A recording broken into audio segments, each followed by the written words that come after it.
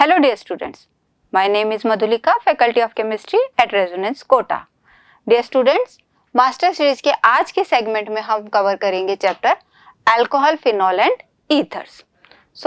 इस चैप्टर में हम पढ़ने वाले हैं कि अल्कोहल्स, फिनॉल्स क्या होते हैं, उनकी रिएक्शंस और ईथर के बारे में भी बहुत कुछ हम जानेंगे. सो लेट्स स्टार्ट इट. ये एक आउटलाइन है, ब्रॉड एस्पेक्ट. हम आज इस सेगमेंट में क्या क्या कवर करने वाले हैं. इंट्रोडक्शन, क्या होते हैं अल्कोहल, फिनॉल और ईथर, उनका क्लासिफिकेशन, देन अल्कोहल की preparation, chemical methods and properties, और उसके बाद हम पढ़ेंगे स्पेशल सेगमेंट में मिथेनॉल और इथेनॉल का थोड़ा सा overview, then phenols preparation, chemical properties, physical properties, and उसके बाद हम कवर करेंगे ईथर को in the same manner. So let's start it. पहला सेगमेंट हमारा आता है कि अल्कोहल, फिनॉल और ईथर होते क्या हैं.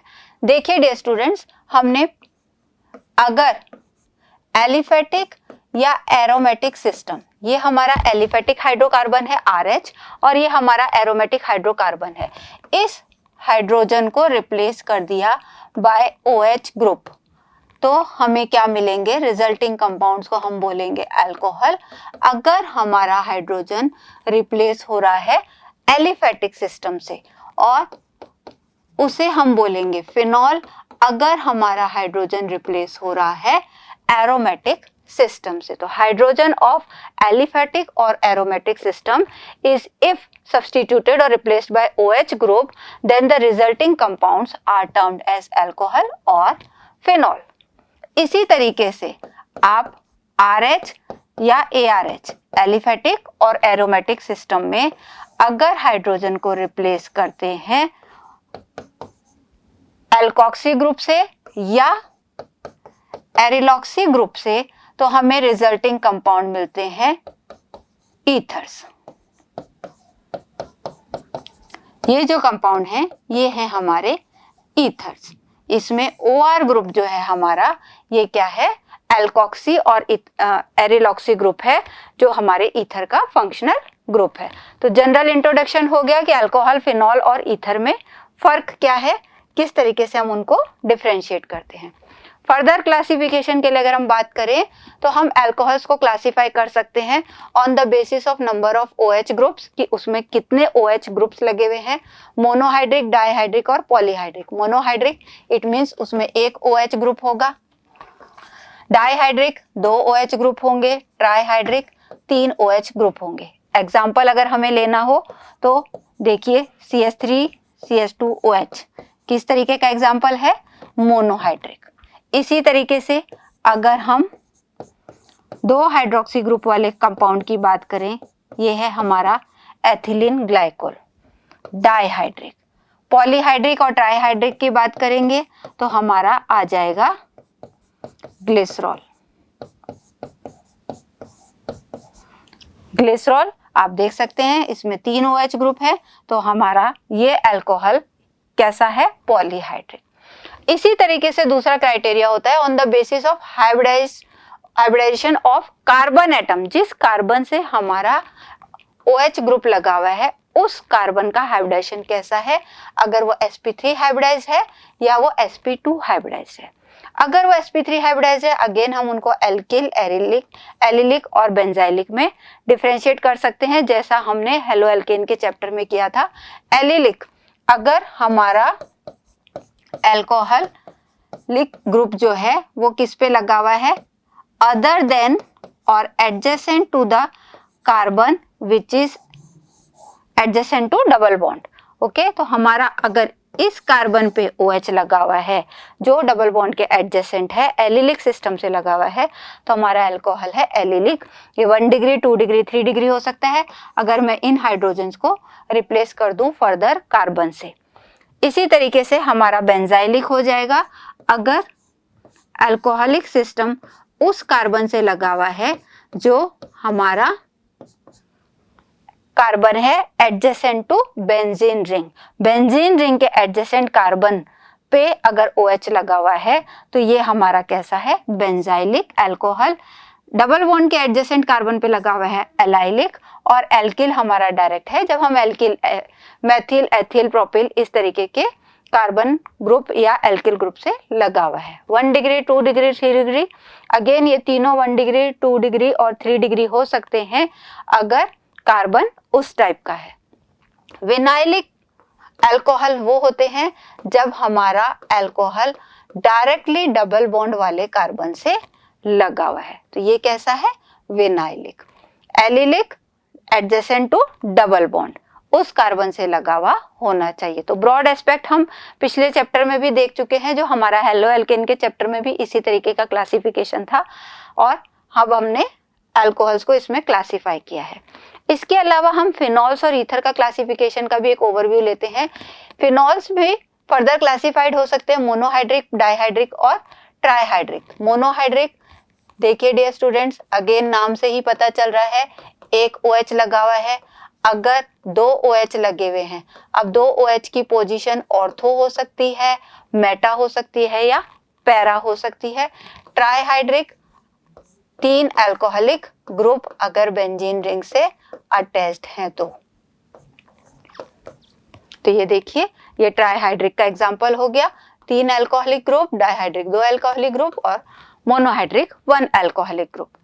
इसी तरीके से हम क्लासिफाई करते हैं ईथर्स को सिंपल या सिमेट्रिकल और मिक्स्ड और अनसिमेट्रिकल। देखिए ईथर आपका ग्रुप है ROR, ये आपका फंक्शनल ग्रुप है। तो इस ऑक्सीजन के दोनों साइड पे जो ये ग्रुप लगे हुए हैं या ये जो कार्बन लेंथ है वो अगर सिमिलर है तो हम उस ईथर को क्या कहेंगे?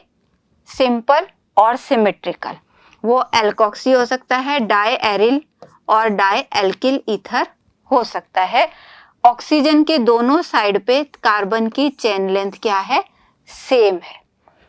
मिक्स और अनसिमेट्रिकल, इसको हम बोलेंगे कि अगर हमारे ऑक्सीजन की एक साइड की वैलेंसी पे एरिल ग्रुप है और एक साइड पे एल्किल ग्रुप है, एरिल और एल्कोक्सी, या दोनों एल्किल हो सकते हैं बट डिफरेंट हो सकते हैं। एक मिथाइल है, एक इथाइल है, तो इथाइल मिथाइल ईथर मिक्स्ड का एग्जाम्पल हो गया। Di methyl ether, di ethyl ether example हो गया हमारा सिमेट्रिकल ईथर का। यहाँ पे हम ये सारे एग्जाम्पल एक बार वापस से ले लेते हैं। आप रैंडमली मैं अगर लिखती हूँ तो आप बताइएगा ये किस तरीके के एग्जाम्पल हैं।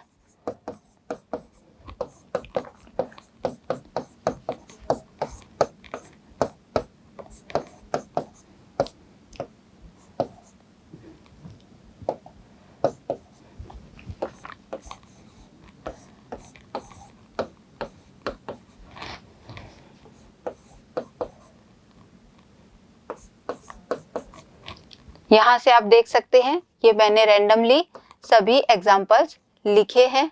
आप देख सकते हैं कि इनमें से आपको अगर क्लासिफाई करना हो, आपके एग्जाम में क्वेश्चन इसी तरीके का आने वाला है जहां पे आपको आइडेंटिफाई करना पड़ेगा गिवन अल्कोहल को इन द गिवन क्राइटेरिया पे। तो ये अल्कोहल आपका कैसा है? ये आपकी है dihydric phenol, dihydric phenol. CH3OH कैसा है? मोनोहाइड्रिक। क्यों? क्योंकि एक ही अल्कोहलिक ग्रुप है, तो मोनोहाइड्रिक अल्कोहल। यहाँ पे 2 OH थे इसलिए, और ये बेंजीन रिंग से लगा हुआ है। ये देखिए, ये हमारा डबल बॉन्ड है, डबल बॉन्ड के एडजेसेंट कार्बन पे लगा हुआ है और एक ही एल्किल ग्रुप, एक ही हाइड्रोक्सी ग्रुप लगा हुआ है। तो ये कैसा हो गया हमारा? एलिलिक। बट एलिलिक में कैसा कार्बन है ये? क्योंकि एक और कार्बन से लगा हुआ है, ये 2 डिग्री कार्बन है, तो एलिलिक 2 डिग्री, एलिलिक अल्कोहल।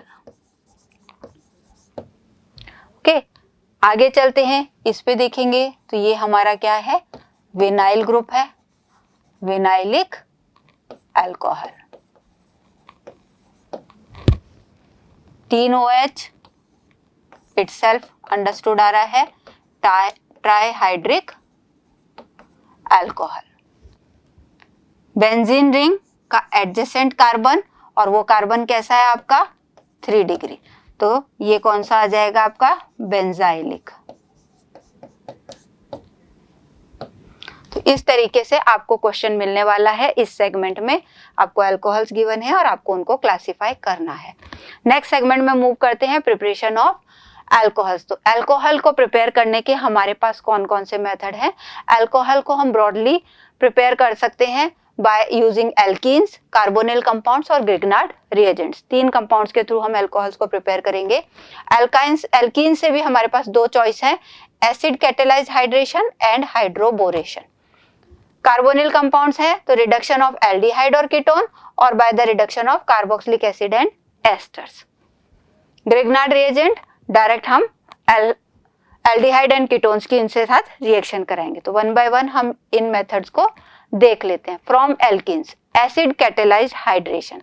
देखिए dear student, hydration means water का एडिशन और किस पे हो रहा है? एल्कीन पे। ये हमारी एल्कीन है। अब ये कैसी एल्कीन है? सिमेट्रिकल एल्कीन है। सिमेट्रिकल एल्कीन पर हमें वाटर का एडिशन कराना है और इन presence of acid, acid catalysed hydration in presence of कराना है। तो डियर स्टूडेंट्स कैसा होगा? ये मार्कोनिकॉफ एडिशन होगा। वैसे भी सिमेट्रिकल एल्कीन है तो सिंपल एडिशन भी आप बोल सकते हैं। सिंगल बॉन्ड, ओपन हो जाएंगे बॉन्ड, एक जगह H और एक OH, ये हमारा बन गया अल्कोहल। अगर यही हमारी एल्कीन कैसी है? अनसिमेट्रिक है। It means RCH double bond CH2 कैसी एल्कीन है? अनसिमेट्रिकल एल्कीन है। तो हम क्या करेंगे? अगर इस पे वाटर का एडिशन करा रहे हैं तो ये वाटर का एडिशन अगेन मार्कोनिकॉफ एडिशन होगा। मार्कोनिकॉफ एडिशन हम पहले भी पढ़ चुके हैं। नेगेटिव पार्ट ऑफ एडेंडम, अगर मैं H2O को लिखूं तो H और OH में बांट सकती हूँ। Negative part of addendum goes to that carbon of double bond which is having less number of hydrogen. इस कार्बन पर हाइड्रोजन का नंबर कम है तो negative part of addendum, addendum जो स्पीशीज ऐड हो रही है डबल बॉन्ड पे, इसका नेगेटिव पार्ट ये है, ऐड होगा CH पे। प्रोडक्ट क्या बन गया? RCH CH2। यहाँ पे हमारा ऐड हो जाएगा OH और यहाँ पे हमारा ऐड हो जाएगा H। तो क्या बन गया हमारे पास? 2-alkanol। तो ये जो एडिशन है ये है हमारा from alkenes, acid catalysed hydration और preparation method for alcohols. Alkenes को ही यूज करके हमारे पास दूसरा मेथड है, वो है हाइड्रोबोरेशन। अगेन हम एल्कीन ले लेते हैं RCH double bond CH2। Hydroboration it means addition of diborane. Diborane का हम एडिशन कराएंगे। क्या होगा dear students? Boron atom will attach to that carbon which is having more number of hydrogen. तो यहाँ पर हमारा एक H ऐड हो जाएगा और यहाँ पे हमारा BH2। इसको आप देखो, BH3 को हमने कैसे कर दिया है? HBH2। ठीक है, ये आपका नेगेटिव पार्ट है, ये आपका पॉजिटिव पार्ट है क्योंकि हाइड्राइड है। तो यहाँ पे हमारा H ऐड हो गया और यहाँ पे हमारा BH2 ऐड हो गया। इसी पर अब फर्दर और एल्कीन ऐड होगी, एक और मॉलिक्यूल एल्कीन का ऐड होगा RCH डबल बॉन्ड CH2। हमें क्या मिल जाएगा? RCH2 CH2 आगे BH। यहाँ से एक हाइड्रोजन हमारा इसमें ऐड हो जाएगा इस मॉलिक्यूल पे। फर्दर हमने वापस किया, एक और मॉलिक्यूल एल्कीन का ऐड होगा और हमारे पास बनेगा RCH2 CH2 whole thrice B। इसे हम क्या बोलने वाले हैं? ये है हमारा ट्राई एल्किल बोरेन। ये देखिए, mono alkyl borane, di alkyl borane और अब ये हमारा बना ट्राई एल्किल बोरेन। तो 3 मॉलिक्यूल्स एल्कीन के ऐड हो गए और हमारा बना ट्राई एल्किल बोरेन। अब इस ट्राई एल्किल बोरेन की अगर हम रिएक्शन कराते हैं H2O2 से एंड OH माइनस के साथ, हाइड्रेशन है हमारा, तो कैसा प्रोडक्ट मिलेगा हमें? CH2 CH2OH। इस रिएक्शन में हमें प्रोडक्ट मिल रहा है 1 एल्केनॉल।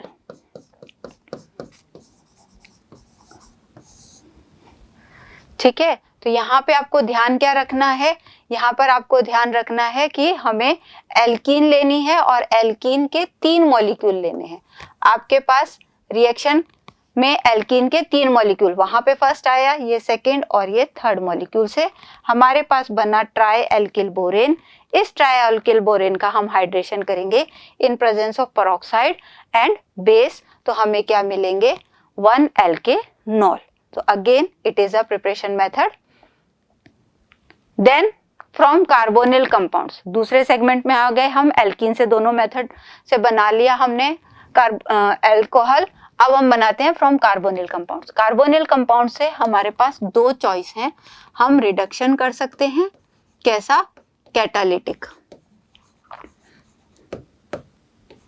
कैटालिटिक रिडक्शन कर सकते हैं, या हम रिड्यूसिंग एजेंट को यूज करके उनका रिडक्शन कर सकते हैं। देखिए डियर स्टूडेंट्स, ये हमारे पास एल्डिहाइड कंपाउंड है। कार्बोनिल कंपाउंड्स में हमारे पास एल्डिहाइड कंपाउंड होते हैं या कीटोनिक कंपाउंड होते हैं। ठीक है, अब एल्डिहाइड का हम क्या कर सकते हैं, हम कैटालिटिक रिडक्शन करा रहे हैं। प्लेटिनम मेटल हो सकती है, वो प्लेटिनम मेटल हो सकती है, या वो निकल मेटल हो सकती है। किसी भी कैटलिस्ट मेटल की प्रेजेंस में हम उसका रिडक्शन करा रहे हैं। इट मीन्स H2 से हम रिएक्शन कराएंगे। What we will get, we will get primary alcohol, 1 degree alcohol. ये हमारा एल्डिहाइड है। एल्डिहाइड कैटालिटिक रिडक्शन से किस में कन्वर्ट हो गया, 1 डिग्री अल्कोहल में। यही अगर हमारे पास कार्बोनिल कंपाउंड कीटोन है तो हम लिथियम एल्यूमिनियम हाइड्राइड या सोडियम बोरोहाइड्राइड, कौन से, ये दोनों क्या है हमारे, ये दोनों है हमारे रिड्यूसिंग एजेंट। इनके साथ में हम रिएक्शन कराएंगे, we will get our alcohol. बात क्या ध्यान रखने की है, बात ध्यान रखने की है कि अगर हम कीटोन्स लेते हैं तो हमें आफ्टर रिडक्शन मिलेंगे 2 डिग्री अल्कोहल, और अगर हम एल्डिहाइड लेते हैं तो आफ्टर रिडक्शन हमें मिल रहे हैं 1 डिग्री अल्कोहल। तो ये ध्यान आपको रखना है, एल्डिहाइड से 1 डिग्री, कीटोन से 2 डिग्री। इसके अलावा अगर हम बात करें यहाँ पर फ्रॉम एसिड, अगर हमारे पास एल्डिहाइड और कीटोन नहीं है तो एसिड्स के थ्रू भी हम अल्कोहल बना सकते हैं, या एसिड को भी हम 1 डिग्री अल्कोहल में कन्वर्ट कर सकते हैं। How, bye using lithium aluminium hydride. Lithium aluminium hydride को यूज करके हम कार्बोक्सिलिक एसिड को 1 डिग्री अल्कोहल में बहुत अच्छे एक्सीलेंट यील्ड में ऑब्टेन कर सकते हैं। बट हमारे साथ प्रॉब्लम ये है कि ये जो लिथियम एल्यूमिनियम हाइड्राइड है, it is too expensive. So what we will do, हम क्या करेंगे, हम इस कार्बोक्सिलिक एसिड को कन्वर्ट कर देंगे एस्टर में बाय द प्रोसेस एस्टरिफिकेशन। ये कार्बोक्सिलिक एसिड है, ये अल्कोहल है, इन दोनों की रिएक्शन से हमारे पास क्या बन जाएंगे, एस्टर। और ये एस्टर हमारे क्या हैं, बेचारे बहुत इजीली, आराम से कैटालिटिक हाइड्रोजनेशन से कन्वर्ट हो सकते हैं प्राइमरी अल्कोहल में।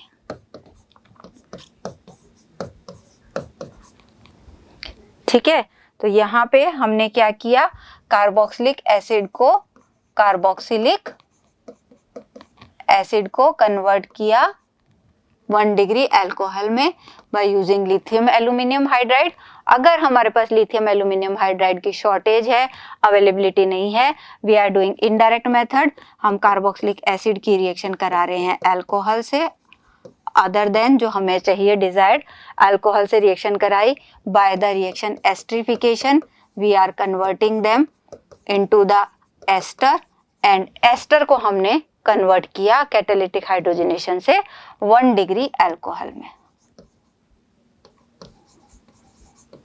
ओके, तो यहाँ पे हमारे पास कार्बोनिल कंपाउंड से प्रिपरेशन के चारों ऑप्शन कंप्लीट होते हैं।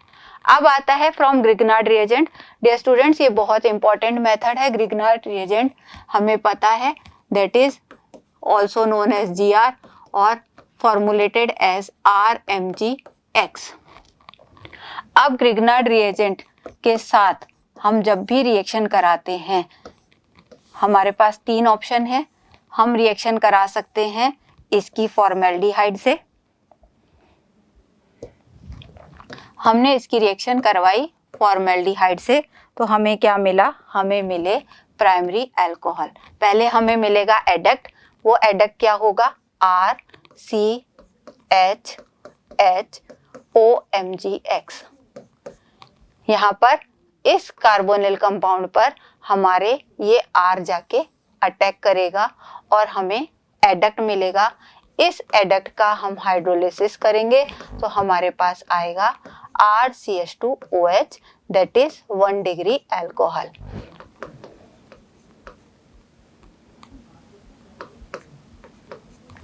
ठीक है।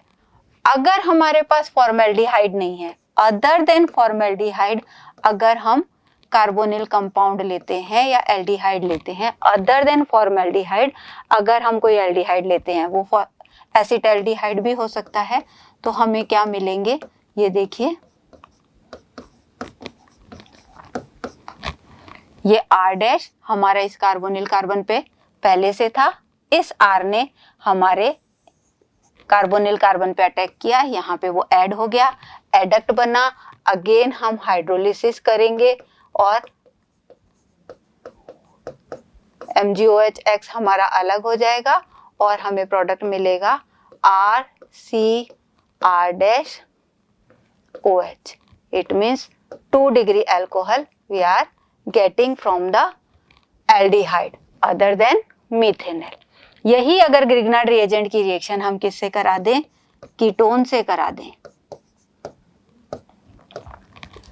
कीटोन से अगर हम ग्रिग्नार्ड रिएजेंट की रिएक्शन कराएंगे तो हमें क्या प्रोडक्ट मिलने वाला है? Tertiary alcohol. अगेन फर्स्ट मिलेगा हमें एडक्ट और उसकी रिएक्शन हम करा देंगे, उसका हाइड्रोलिसिस करा देंगे, तो हमें मिल गया टर्शरी अल्कोहल।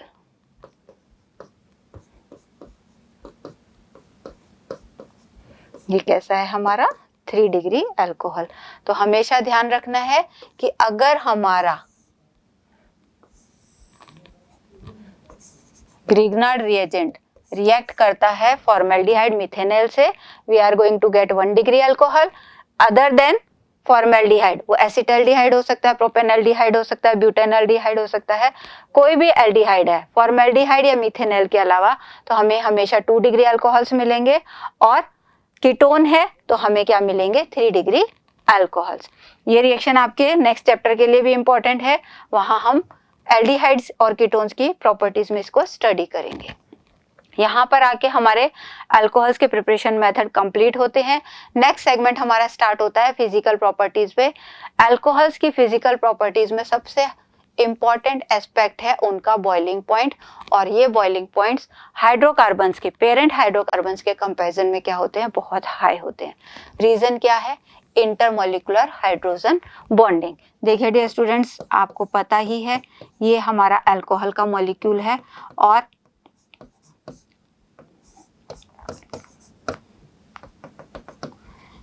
यहाँ पर हमारे पास क्या आ जाएगी?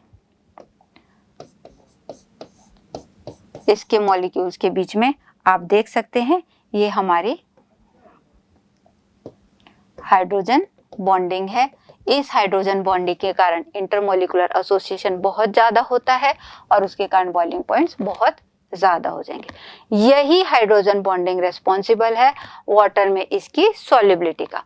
वाटर का मॉलिक्यूल अगर मुझे बनाना हो तो मैं यहाँ पर बना सकती हूँ।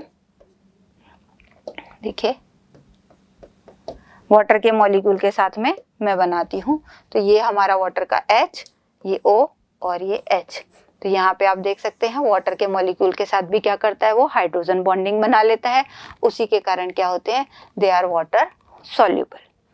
बात और ध्यान रखने वाली है, thing to note, the solubility, जो सॉल्युबिलिटी है वो किसके साथ डिक्रीज होती है, एल्किल ग्रुप के साइज के साथ।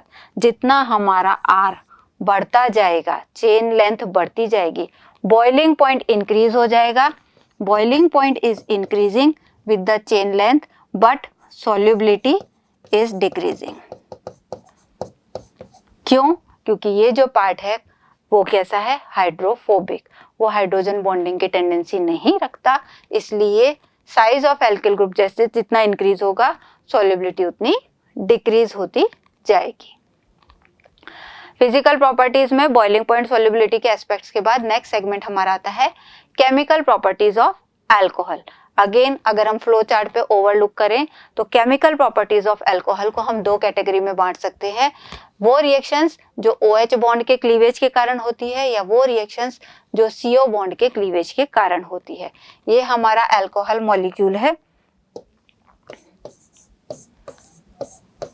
इट मींस एक क्लीवेज होगा उसमें ये वाला और एक क्लीवेज होगा उसमें ये वाला। तो OH बॉन्ड के क्लीवेज के कारण जो रिएक्शंस होती हैं उसमें हम पढ़ने वाले हैं उनके एसिडिक नेचर को और एस्टरिफिकेशन रिएक्शन को। क्लीवेज ऑफ CO बॉन्ड, इस बॉन्ड के क्लीवेज के कारण जो रिएक्शन होगी उसमें हम पढ़ेंगे HX हाइड्रोजन हैलाइड्स के साथ में रिएक्शन, फॉस्फोरस ट्राइहैलाइड्स एंड पेंटाहैलाइड्स के साथ रिएक्शन, डिहाइड्रेशन एंड ऑक्सीडेशन। तो ब्रॉड कैटेगराइजेशन इस तरीके का। पहला segment reactions involving cleavage of OH bond. OH bond का जो क्लीवेज है उसमें कौन सी रिएक्शन हम सबसे पहले पढ़ने वाले हैं, उसमें हम सबसे पहले पढ़ने वाले हैं एसिडिक बिहेवियर। ओके, ये हमारा अल्कोहल मॉलिक्यूल है और अल्कोहल्स बहुत अच्छे ब्रोंस्टेड एसिड्स की तरह काम करते हैं। क्यों ब्रोंस्टेड एसिड्स की तरह? क्योंकि क्या होंगे, proton donor. Proton donor, proton donor है इसलिए ये ब्रोंस्टेड एसिड्स हैं। अब ये H+ जितना इजीली निकलेगा उतना अच्छा उसका एसिडिक बिहेवियर होगा। इस H+ के रिलीज के लिए या उसके एसिडिक बिहेवियर को हम कैसे फाइंड कर सकते हैं या कैसे डिटरमिन कर सकते हैं, ये एल्किल ग्रुप और इथाइल ग्रुप, मिथाइल ग्रुप जो है वो क्या करते हैं, अपने प्लस आई फैट के कारण ऑक्सीजन पे इलेक्ट्रॉन डेंसिटी को इंक्रीज कर देंगे। ऑक्सीजन पे इलेक्ट्रॉन डेंसिटी इंक्रीज हो गई तो इस बॉन्ड की पोलैरिटी क्या हो गई, डिक्रीज हो जाएगी और उसके कारण एसिडिक नेचर कम हो जाएगा। क्यों? क्योंकि ये H+ का रिलीज इजी नहीं होगा। इसी रीजन के कारण क्या होगा, हमारे जो 1 डिग्री अल्कोहल है वो मोस्ट एसिडिक है, देन 2 डिग्री एंड 3 डिग्री। ये ऑर्डर आपको डिटरमिन करना आता है एग्जाम में। RCH2OH is more acidic than R2CHOH and that will be further more acidic than R3CHOH. क्यों? More the number of alkyl groups, more will be the electron density on oxygen, decrease in polarity and acidic behavior will be the decreased one. तो simple आपको ध्यान रखना है, जितने alkyl group कम है उतना acidic nature उस अल्कोहल का ज्यादा होगा। तो ये क्वेश्चन आपके पास आएगा, तो यहाँ पे आप थोड़ा सा अलर्ट रहिएगा। एसिडिक बिहेवियर का रीजन, उसको डिटरमिन करने के factor and this order. Next question आता है एसिडिक बिहेवियर को शो करने वाली रिएक्शन। सो एसिडिक बिहेवियर को शो करने की जो रिएक्शन है वो है अल्कोहल। अल्कोहल की रिएक्शन मेटल के साथ, कोई भी अगर एसिड है मेटल के साथ रिएक्शन करके वो क्या बनाता है, सॉल्ट प्लस डाइहाइड्रोजन। तो डाइहाइड्रोजन की रिलीज अगर होती है तो हम उसे बोलते हैं एसिडिक नेचर। तो यहाँ पर हमारा क्या बनेगा, sodium alkoxide. The product is sodium alkoxide. Okay, तो डाइहाइड्रोजन रिलीज हो जाती है। तो अल्कोहल की सोडियम मेटल के साथ रिएक्शन कराएंगे तो dihydrogen release is the proof of acidic nature.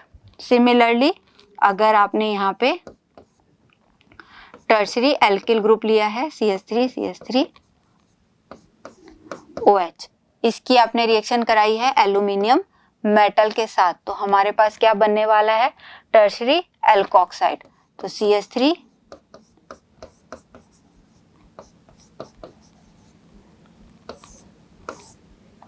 ठीक है, यहाँ पे हमारा O है और यहाँ पे हमारा एल्यूमिनियम, तो ये 3। अब देखिए बैलेंसिंग करेंगे तो यहाँ पे प्लस साथ में क्या हो जाएगी, हमारे हाइड्रोजन रिलीज हो जाएगी।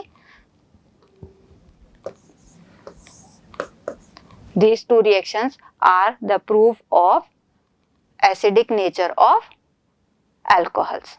Okay, general reaction, tertiary alcohol की रिएक्शन। नेक्स्ट आती है esterification reaction. Esterification reaction means formation of ester. तो सिंपली व्हेन अल्कोहल और phenol is treated with carboxylic acid और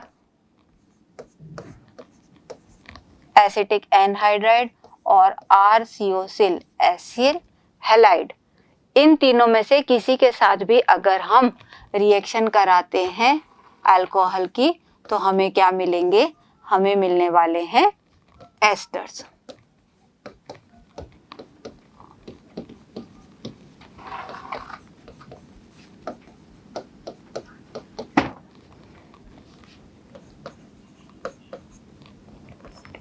और यहाँ पर हमारे को मिलने वाला है,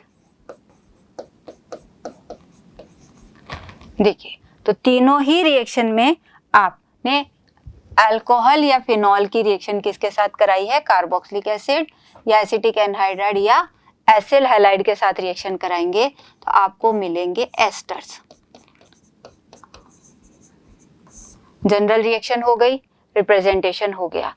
अब ध्यान रखने वाली बात है कि आप कार्बोक्सिलिक एसिड या एसिटिक एनहाइड्राइड के साथ कराते हैं तो ये रिएक्शन होती है एसिड की प्रेजेंस में, वेयर एज जब आप एसिड हैलाइड के साथ रिएक्शन कराते हैं तो ये रिएक्शन होती है आपकी पिरिडिन की प्रेजेंस में। क्वेश्चन आता है क्यों? ये एसिड कैटालाइज्ड रिएक्शंस हैं, ये पिरिडिन की प्रेजेंस में। और आपके पास क्वेश्चन है कि जब भी आप अल्कोहल की रिएक्शन एसिड से कराते हैं और एस्टर फॉर्म करते हैं, it is necessary to remove H2O as soon as possible. जितना जल्दी आप उसको रिमूव कर सकते हैं उतना जरूरी है। क्यों ऐसा जरूरी है? डियर स्टूडेंट्स देखिए रिएक्शन कैसी है, रिवर्सिबल। ये रिएक्शन रिवर्सिबल है, तो अगर हम इस H2O को नहीं निकालेंगे तो क्या होगी, रिएक्शन हमारी बैकवर्ड डायरेक्शन में चली जाएगी। टू कीप द रिएक्शन और to shift the equilibrium towards the right hand side, it is necessary to remove it as soon as possible. Question number 1। इसी तरीके से दूसरा क्वेश्चन आपका आता है कि अगर आप अल्कोहल और फिनॉल की रिएक्शन एसिड हैलाइड से करा रहे हैं तो पिरिडीन की जरूरत हमें क्यों पड़ रही है, पिरिडीन के बेस की जरूरत क्यों पड़ रही है?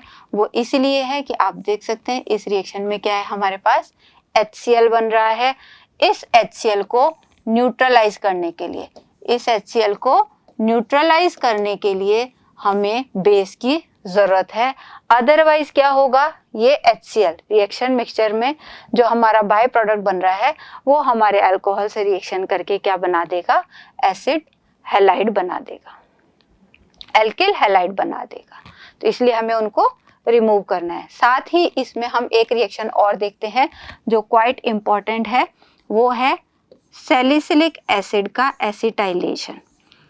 ये है हमारे पास OH COOH। This is quite important compound that is salicylic acid.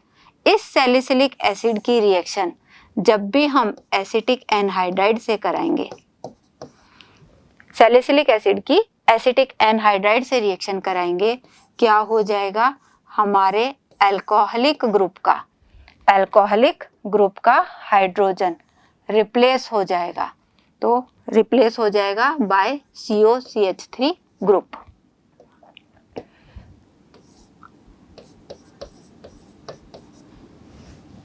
क्या मिला हमें product? Acetyl salicylic acid. Acetyl salicylic acid को हम कॉमनली जानते हैं एस्पिरिन से। It is quite important compound, it is a drug. Aspirin is a drug.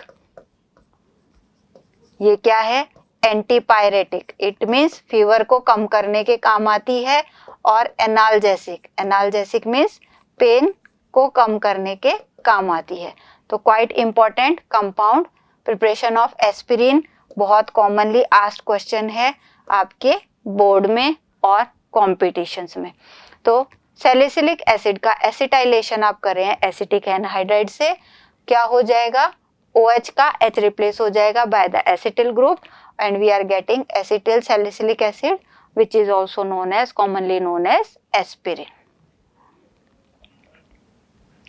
Then आती है हमारे पास category reaction of cleavage of CO bond. वो रिएक्शंस जिसमें CO बॉन्ड क्लीवेज होता है, बहुत पहले ही हम कॉमनली पिछले चैप्टर में कर चुके। अल्कोहल की रिएक्शन OH के साथ, HX के साथ इन presence of anhydrous ZnCl2। Anhydrous ZnCl2 के साथ आप रिएक्शन कराएंगे, हमें मिले एल्किल हैलाइड और साथ में वाटर। अब इस रिएक्शन में ध्यान रखने वाली बात है, इस रिएक्शन में रिएक्टिविटी ऑर्डर रहेगा 3 degree, 2 degree, 1 degree for the alcohols. 3 degree alcohols बहुत जल्दी रिएक्शन करते हैं, 2 डिग्री कम और 1 डिग्री रूम टेम्परेचर पर इस रेस्पॉन्स को, इस रिएक्शन को नहीं देते। इस रिएक्शन को हम बोलते हैं ल्यूकास टेस्ट। ल्यूकास टेस्ट क्यों? क्योंकि जो हमारा कंसंट्रेट HCl और ZnCl2 है, इसे हम नाम देते हैं ल्यूकास रिएजेंट। और ये रिएजेंट हमारे पास यूज होता है, या इस टेस्ट के थ्रू हम क्या कर सकते हैं? 1 डिग्री, 2 डिग्री और 3 डिग्री अल्कोहल में डिफरेंशिएशन कर सकते हैं। कैसे? 1 डिग्री, 2 डिग्री, 3 डिग्री अल्कोहल को में के सॉल्यूशन में जब आप ल्यूकास रिएजेंट डालेंगे तो क्या होना चाहिए? HX की रिएक्शन होने के बाद हमारे पास क्या बनने चाहिए? एल्किल हैलाइड बनने चाहिए। ये एल्किल हैलाइड क्या करते हैं? सॉल्यूशन में टर्बिडिटी प्रोड्यूस करते हैं। अगर एल्किल हैलाइड प्रोड्यूस हुआ है तो सॉल्यूशन में क्या आएगी? टर्बिडिटी आएगी। तो अगर आपके पास टेस्ट ट्यूब्स हैं, 3 टेस्ट ट्यूब्स हैं and you want to differentiate which alcohol is 3 degree, 2 degree, 1 degree, तो आप क्या करेंगे? उसमें ल्यूकास रिएजेंट डालेंगे और जिस टेस्ट ट्यूब में उसी समय इमीडिएटली टर्बिडिटी आ गई, that is your tertiary alcohol, 3 degree alcohol. जिसमें टर्बिडिटी कुछ समय के बाद आती है, 10 to 15 मिनट्स के बाद, वो 2 डिग्री अल्कोहल होगा। और 1 degree alcohol will not produce turbidity, it means उनमें एल्किल हैलाइड नहीं बनेंगे एट रूम टेम्परेचर। तो ये टेस्ट आपका डिफरेंशिएट करने के काम आता है 3 डिग्री, 2 डिग्री, 1 डिग्री अल्कोहल को। तो क्वेश्चन अगर आपके पास इस चैप्टर से, इस सेगमेंट में आएगा तो डिफरेंशिएशन फॉर द अल्कोहल्स आएगा या ल्यूकास टेस्ट के नाम से आएगा। तो आप ल्यूकास टेस्ट क्या होता है, ल्यूकास रिएजेंट क्या होता है, ल्यूकास टेस्ट में टर्बिडिटी का रीजन क्या होता है? Production of alkyl halides. Okay, और what will be the order? That is 3 degree, 2 degree and 1 degree. Next है रिएक्शन विद फास्फोरस ट्राइहैलाइड। हम पिछले चैप्टर में ही पढ़ चुके हैं। ट्राइहैलाइड्स को यूज करके हम क्या बना सकते हैं? हम बना सकते हैं एल्किल क्लोराइड प्लस, यहाँ पे 3 मॉलिक्यूल्स हम लेते हैं तो यहाँ पे H3PO3। यही अगर आपने यहाँ पर PX5 या PCl5 लिया, PX5 की जगह भी हम PCl5 लेते हैं, तो हमारे पास RCl plus POCl3 plus HCl product बनता है। ओके, तो ये रिएक्शन हम पिछले सेगमेंट में, पिछले चैप्टर में कवर कर चुके हैं। अब आ जाता है हमारे पास next reaction, dehydration. Dehydration it means removal of water. De means removal, hydration means water. तो रिमूवल ऑफ वाटर को हम बोले हैं डिहाइड्रेशन। अल्कोहल की डिहाइड्रेशन की रिएक्शन होगी कब? जब अल्कोहल को आप प्रोटॉन की प्रेजेंस में या H+ की प्रेजेंस में क्या करेंगे, हीट करेंगे। हीट करते हैं हम 443 केल्विन पे, तो हमें मिलेगी एल्कीन। यहाँ पे मैं RCH2OH कर देती हूँ ताकि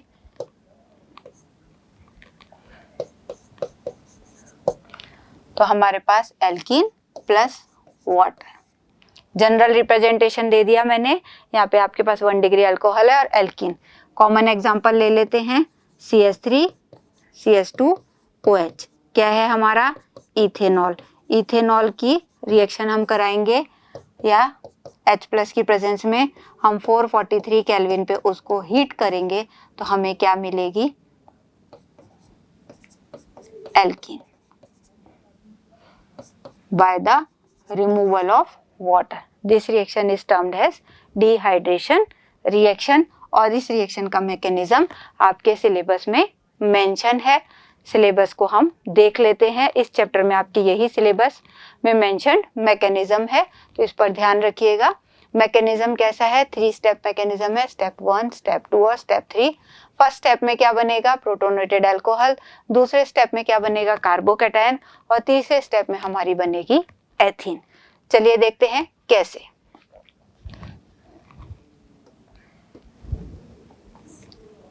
ये हमारे पास हमारा इथेनॉल है, CH3 CH2OH। अगर हम इसकी H+ के साथ रिएक्शन करा रहे हैं, हमारा क्या होगा, lone pair of electrons of oxygen इसको डोनेट हो जाएंगे, CH3 CHO, ये H था और यहाँ पे ये H और ऐड हो गया, लोन पेयर डोनेट किया है, साथ में पॉजिटिव चार्ज।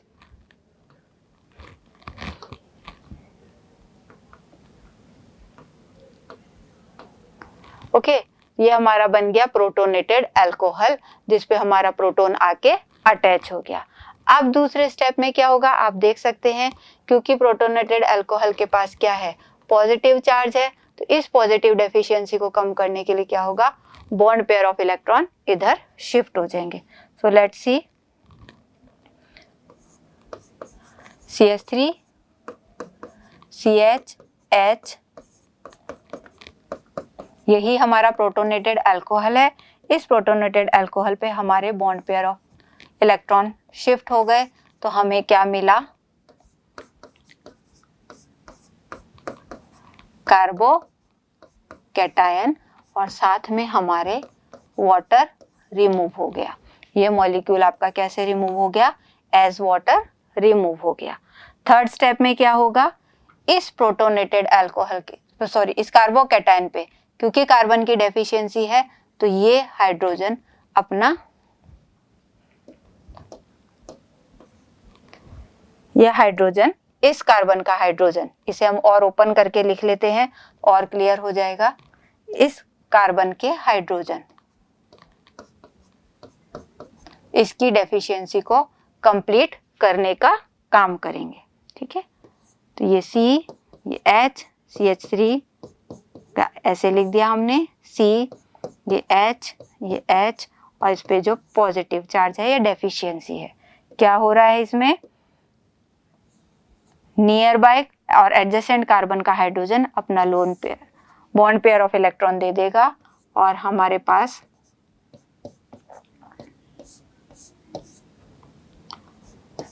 एल्कीन बन जाएगी, साथ में H+ रिलीज हो जाएगा। तो ये पूरा मैकेनिज्म आपके सिलेबस में है। फर्स्ट स्टेप में क्या होगा, अल्कोहल में से ऑक्सीजन अपना लोन पेयर H+ को देगा, प्रोटोनेटेड अल्कोहल बनेगा। प्रोटोनेटेड अल्कोहल से हमारे bond pair of electron deficient oxygen को शिफ्ट होंगे, कार्बोकैटायन जनरेट होगा और कार्बोकैटायन से क्या होगा कि एडजेसेंट कार्बन से हाइड्रोजन अपने lone pair of bond pair of electron को देगा और एल्कीन हमारे पास फॉर्म होगा। तो ये हमारे पास मैकेनिज्म है डियर स्टूडेंट्स, इसको अच्छे से करिएगा, ये क्वाइट इंपॉर्टेंट है from exam aspects. Next segment आता है ऑक्सीडेशन। ऑक्सीडेशन में डियर स्टूडेंट्स ध्यान रखिए, जब भी हम सिंपल कंसेप्ट है कि अल्कोहल को हम ऑक्सीडाइज करते हैं तो वो बनाते हैं हमारे कार्बोनिल कंपाउंड्स, या हम कह सकते हैं एल्डिहाइड एंड कीटोन्स। और अगर वो फर्दर ऑक्सीडाइज हो जाए तो वो कन्वर्ट हो जाते हैं कार्बोक्सिलिक एसिड में। ओके, तो प्राइमरी अल्कोहल, एल्डिहाइड, कीटोन और फर्दर वो कार्बोक्सिलिक एसिड में। अब हमारे अल्कोहल के ऑक्सीडेशन का प्रोडक्ट कार्बोनिल कंपाउंड होगा या कार्बोक्सिलिक एसिड, ये किस पे डिपेंड करेगा? यूज्ड ऑक्सीडाइजिंग एजेंट पे। अगर हम एल्डिहाइड को ऑक्सीडाइज कर रहे हैं KMnO4 या K2Cr2O7, इनसे ऑक्सीडाइज कर रहे हैं जो कि हमारे हैं स्ट्रॉन्ग ऑक्सीडाइजिंग एजेंट, तो हमारे पास क्या आएगा? Carboxylic acid as a product आएगा। पर अगर हमें सिर्फ एल्डिहाइड स्टेज तक का कंपाउंड चाहिए, यहाँ पे मुझे लिखना था RCH2OH, हमारा अल्कोहल का, हम अल्कोहल का ऑक्सीडेशन करते हैं KMnO4 K2Cr2O7 के साथ, तो हमारे पास बन जाएगा कार्बोक्सिलिक एसिड। बट अगर हमें हमारे अल्कोहल से क्या बनाना है? एल्डिहाइड, तो हमें क्या चाहिए होगा? हमें ऑक्सीडाइजिंग एजेंट चाहिए chromic oxide. Okay, chromic oxide या PCC अगर हम लेते हैं तो हम 1 डिग्री अल्कोहल को कन्वर्ट कर सकते हैं एल्डिहाइड में। यही अगर मैंने 2 डिग्री अल्कोहल लिया और उसकी रिएक्शन मैंने क्रोमिक ऑक्साइड से कराई, तो what I will get ketone. Okay, तो सेकेंडरी अल्कोहल के क्रोमिक ऑक्साइड से या क्रोमिक एनहाइड्राइड के ऑक्सीडेशन से बनेंगे कीटोन, जबकि प्राइमरी अल्कोहल क्या देंगे? एल्डिहाइड। अगर हम टर्शरी अल्कोहल की बात करें तो टर्शरी अल्कोहल जनरल कंडीशन में ऑक्सीडाइज नहीं होते। तो 1 समरी करेंगे, तो समरी में क्या हम नोट करेंगे? 1 degree alcohol, 1 degree alcohol, 1 degree alcohol क्या देंगे हमें? हमें देंगे एल्डिहाइड। 2 डिग्री अल्कोहल हमें देंगे कीटोन, और 3 डिग्री अल्कोहल हमारे पास ऑक्सीडाइज नहीं होंगे। अगर हम स्ट्रॉन्ग ऑक्सीडाइजिंग एजेंट से इनको ऑक्सीडाइज करते हैं तो हमें मिलते हैं कार्बोक्सिलिक एसिड का मिक्सचर। यही अगर हम अल्कोहल की वेपर्स को, प्राइमरी, सेकेंडरी, टर्शरी अल्कोहल की वेपर्स को क्या करते हैं? कॉपर मेटल के साथ, हीटेड कॉपर मेटल के साथ 573 केल्विन पे पास करते हैं, तो क्या बनता है? हमारा 1 degree alcohol RCH2OH, 1 degree alcohol जो है वो हमारा कॉपर के साथ 573 केल्विन पे रिएक्शन करके ऑक्सीडाइज हो जाएगा और कन्वर्ट हो जाएगा एल्डिहाइड में। अगर मेरा पास 2 डिग्री अल्कोहल है R2CHOH, 2 डिग्री अल्कोहल को अगर मैं कॉपर के साथ 573 केल्विन पे पास ऑन करती हूँ तो मुझे मिलेंगे कीटोन। दोनों ही रिएक्शन में, इन दोनों रिएक्शन में क्या हुआ है? डीहाइड्रोजिनेशन की रिएक्शन हुई है, हाइड्रोजन रिमूव हो जाएगा। ये देखिए, यहाँ से हाइड्रोजन रिमूव हो गया, यहाँ से हाइड्रोजन रिमूव हो गया। इन दोनों रिएक्शन में क्या हो रहा है? डीहाइड्रोजिनेशन हो रहा है, इट मीन्स हाइड्रोजन रिमूव हो रही है। बट अगर मैंने अल्कोहल लिया 3 डिग्री, अगर मैंने 3 डिग्री अल्कोहल लिया, फॉर एग्जाम्पल मैं ले लेती हूँ CH3, ये मेरा 3 डिग्री अल्कोहल है क्योंकि इस कार्बन पे मेरा अल्कोहल ग्रुप लगेगा और ये कार्बन कैसा है? 3 डिग्री। इस अल्कोहल को अगर मैं हीट कर रही हूँ कॉपर के साथ 573 केल्विन पे, तो क्या होगा? हाइड्रोजन और OH ग्रुप का रिमूवल हो जाएगा। इट मीन्स मेरे पास क्या आ जाएगा? डिहाइड्रेशन हो जाएगा और alkene will be the main product.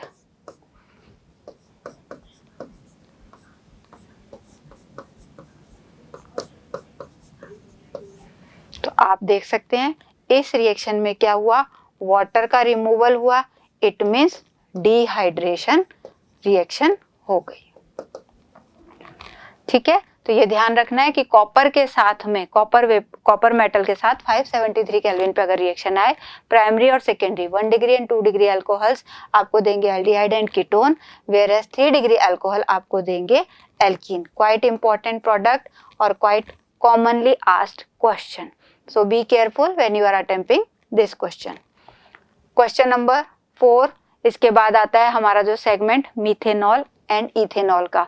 NCERT में एक सेगमेंट आपका दिया हुआ है जहां पर आप मीथेनॉल और इथेनॉल का एक ओवरव्यू लेते हैं। तो मीथेनॉल हमारा कंपाउंड है CH3OH, इथेनॉल हमारा कंपाउंड है C2H5। ब्रीफ ओवरव्यू हम भी ले लेते हैं। मीथेनॉल को हम बोलते हैं वुड स्पिरिट और इथेनॉल हमारा जनरली स्पिरिट ही होता है, ठीक है। वुड स्पिरिट हम इसे बोल रहे हैं मीथेनॉल को और इथेनॉल को हम स्पिरिट ही बोल रहे हैं। अब जो मीथेनॉल है ये हमें मिलता है वुड के डिस्ट्रक्टिव डिस्टिलेशन से। वुड्स डिस्ट्रक्टिव डिस्टिलेशन से हमें मिलेगा।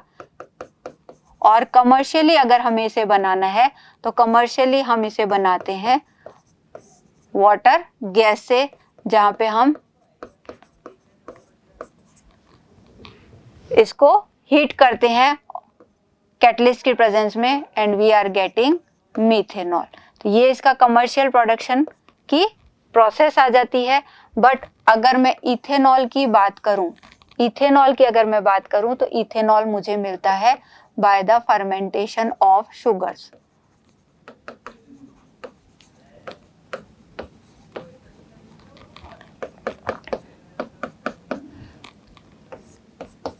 कौन सी शुगर है मेरे पास? C12H22O11 सुक्रोज है। अगर मैं इसका हाइड्रोलिसिस कर रही हूँ इन्वर्टेज एंजाइम की प्रेजेंस में, क्योंकि फर्मेंटेशन है, बायोकैटलिस्ट इसमें इन्वॉल्व है, what I am getting C6H12O6 and C6H12O6। Ma'am ये तो दोनों का ही फॉर्मूला सेम है, फॉर्मूला दोनों का सेम है बट कंपाउंड दोनों डिफरेंट है। I am getting fructose and glucose mixture, जिसे कैटलिस्ट का काम कर रहा है इन्वर्टेज एंजाइम। अब ये इन्वर्टेज एंजाइम ने जो कन्वर्ट किया है, ये शुगर हमारी थी इन्वर्ट शुगर, जो प्रेजेंट होती है मोलेसेस में, शुगर केन से मोलेसेस में। अब इस ग्लूकोज को अगर मैं जाइमेज एंजाइम से ट्रीट करती हूँ, जाइमेज, इस मोलेसेस में ही जाइमेज एंजाइम प्रेजेंट है, वो क्या कर देगा, ग्लूकोज को कन्वर्ट कर देगा इथेनॉल में। तो डियर स्टूडेंट, दोनों की प्रिपरेशन आपको ध्यान रखनी है कि जो मिथेनॉल है वो आपको मिलेगा वाटर गैस के कैटालिटिक ऑक्सीडेशन से और इथेनॉल आपको मिलेगा शुगर के फर्मेंटेशन से। शुगर के फर्मेंटेशन में दोनों ही एंजाइम्स के नाम क्वाइट इंपॉर्टेंट हैं। Which enzyme is converting invert sugar into glucose and fructose, that is invertase. Which enzyme is converting glucose into ethanol, that is जाइमेज। उसके बाद दोनों की जनरल प्रिपरेशंस हैं, जनरल प्रॉपर्टीज हैं, जहाँ पे आपको पता है दोनों ही कलरलेस लिक्विड हैं, दोनों का टेम्परेचर, दोनों का बॉइलिंग पॉइंट अराउंड 300 है। बट इसमें जो एक बात आपको ध्यान रखने वाली है, जो मीथेनॉल है वो कैसा है, पॉइजनस लिक्विड है। इसका स्मॉल अमाउंट में कंजम्पशन क्या करता है, स्मॉल अगर आप इनटेक करते हो, small intake is harmful for the eyes. और अगर आप स्मॉल इनटेक करते हैं तो हार्मफुल फॉर आईज, बट अगर आपने इसका सीवियर कर लिया है कंजम्पशन तो that is fatal for life, because body में जाकर ये क्या करेगा, मीथेनॉल में कन्वर्ट हो जाएगा और वो हमारे साइटोप्लाज्म को कोगुलेट कर देगा। बायोकैटलिक जितनी भी रिएक्शन है या हमारा मेटाबॉलिज्म है वो वहीं पे स्टॉप हो जाएगा। तो यहाँ पे इसके जो इफेक्ट हैं, एडवर्स इफेक्ट में आप थोड़ा सा ध्यान रखिएगा कि मीथेनॉल जो है वो पॉइजनस लिक्विड है, उसका स्मॉल इनटेक पोर्शन अगर आ जाता है तो आइज पे अटैक करता है, क्योंकि कॉर्निया पे अटैक करता है। बट अगर वो कंजम्पशन सीवियर है, लार्ज अमाउंट में इनटेक कर लिया है, तो it is dangerous even for the life, fatal for the life. यहीं अगर आप इथेनॉल की बात करेंगे तो इथेनॉल ज्यादातर कफ ड्रिंक्स में भी यूज हो सकता है, मेडिसिनल एप्लीकेशंस है उसकी, कफ ड्रिंक्स में है, अल्कोहलिक बेवरेजेस में है, ठीक है, अल्कोहलिक बेवरेजेस कफ ड्रिंक्स में इसका यूज होता है और इसका कमर्शियल प्रोडक्शन होता है। अब यहाँ पे आपको इस सेगमेंट में ध्यान रखने वाली बात है, एक क्वेश्चन जो आपके पास आएगा वो आएगा डीनेचर्ड अल्कोहल। तो डीनेचर्ड अल्कोहल का क्या मतलब है? De means removal, nature means उसकी नेचर। आपने अल्कोहल या इथेनॉल की ओरिजिनल नेचर को रिमूव कर दिया। क्यों? To make it unfit for the drink, unfit for the drink. आप उसको ड्रिंकिंग के लिए अनफिट बनाना चाह रहे हैं। कैसे बना सकते हैं? क्या चीजें आप यूज कर सकते हैं? Quite important question.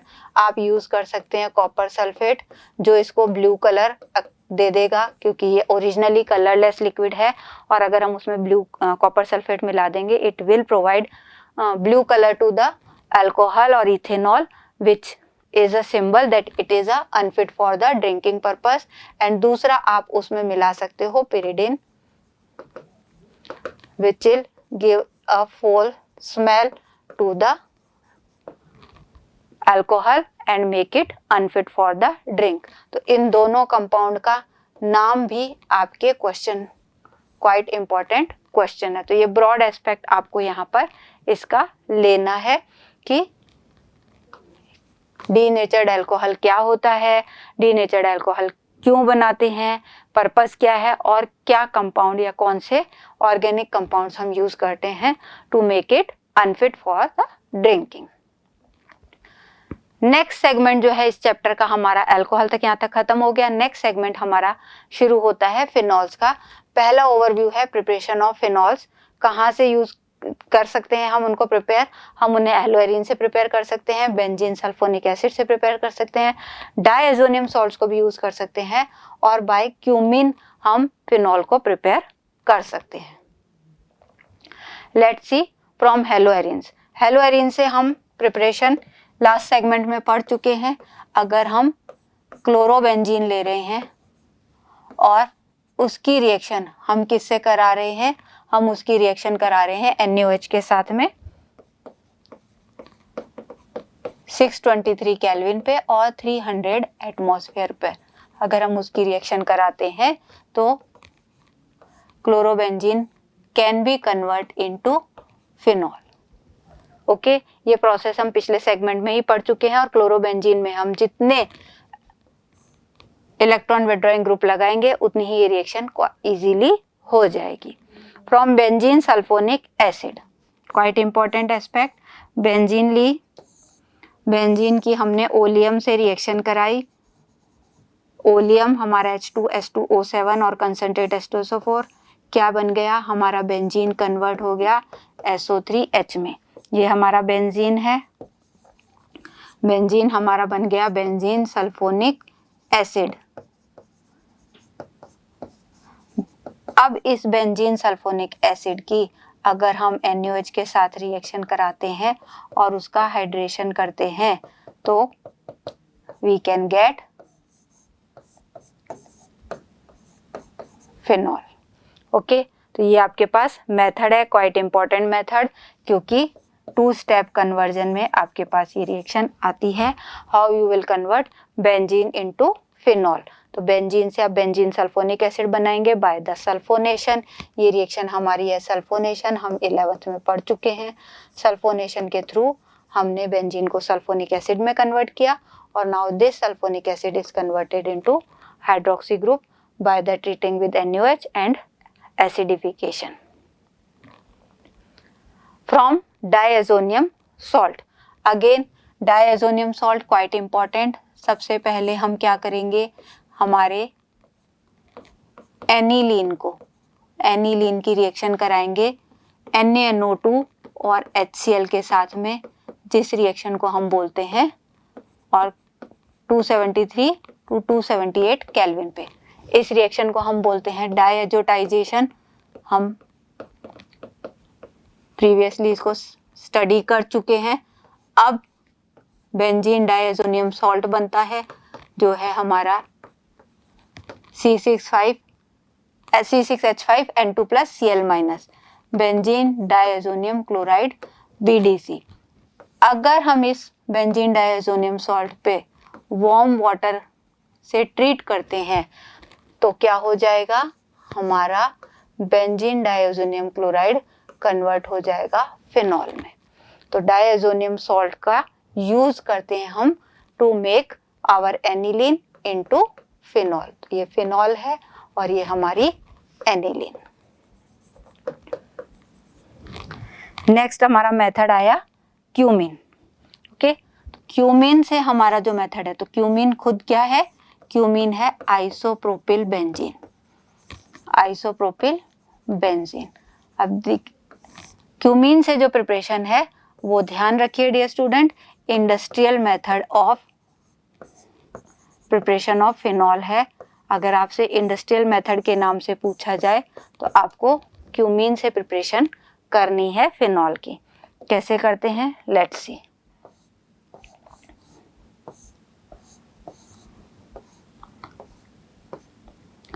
ये हमने आइसोप्रोपिल ग्रुप लगा दिया, बेंजीन पे आइसोप्रोपिल ग्रुप लगा दिया। इस बेंजीन आइसोप्रोपिल ग्रुप वाली बेंजीन का, आइसोप्रोपिल बेंजीन या क्यूमीन का हमने क्या किया है, एयर के साथ ऑक्सीडेशन किया।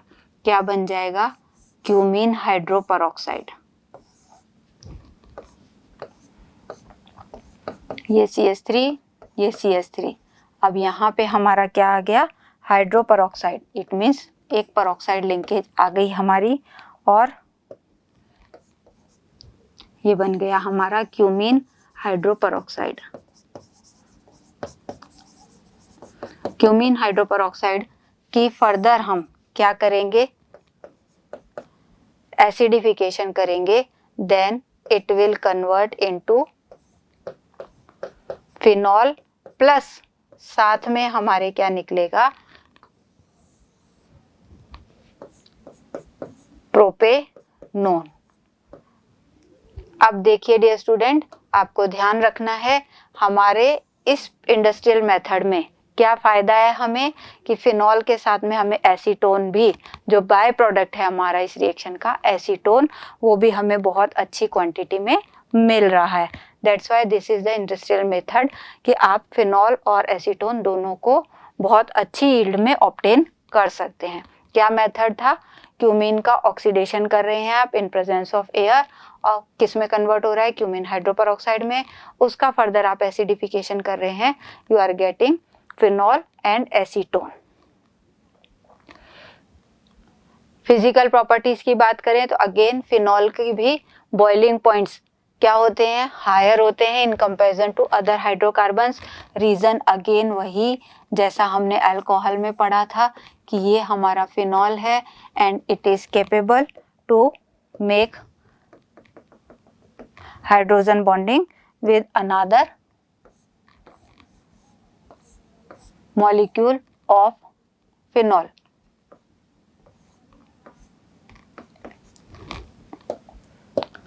तो इनके बीच में क्या आ गई आपके, हाइड्रोजन बॉन्डिंग। तो यहाँ पे आप देखिए, because of intermolecular hydrogen bonding इनकी इंटरमोलिकुलर एसोसिएशन बहुत ज्यादा हो जाएगी, बॉइलिंग पॉइंट्स ज्यादा हो जाएंगे। Same reason for the solubility of water. ये OH अगर मैं वाटर के साथ लेना चाहूं तो वाटर के साथ उसकी bonding hydrogen bonding. So they are capable to form hydrogen bonding with water. That's why they are soluble in water. Next segment, chemical properties of phenol. Chemical properties of phenol का overview करने पर हमें मिलता है कि chemical properties of phenol में हमारे पास कितनी रिएक्शन आती हैं, acidic character, electrophilic substitution, Kolbe's reaction, Reimer Tiemann reaction with zinc dust and oxidation. Further अगर हम इलेक्ट्रोफिलिक सब्स्टिट्यूशन पढ़ेंगे तो नाइट्रेशन एंड हेलोजिनेशन हम डिटेल में स्टडी करेंगे। फर्दर उनमें भी हमारे पास क्लासिफिकेशन है, वन बाय वन हम इन सबको स्टडी करेंगे।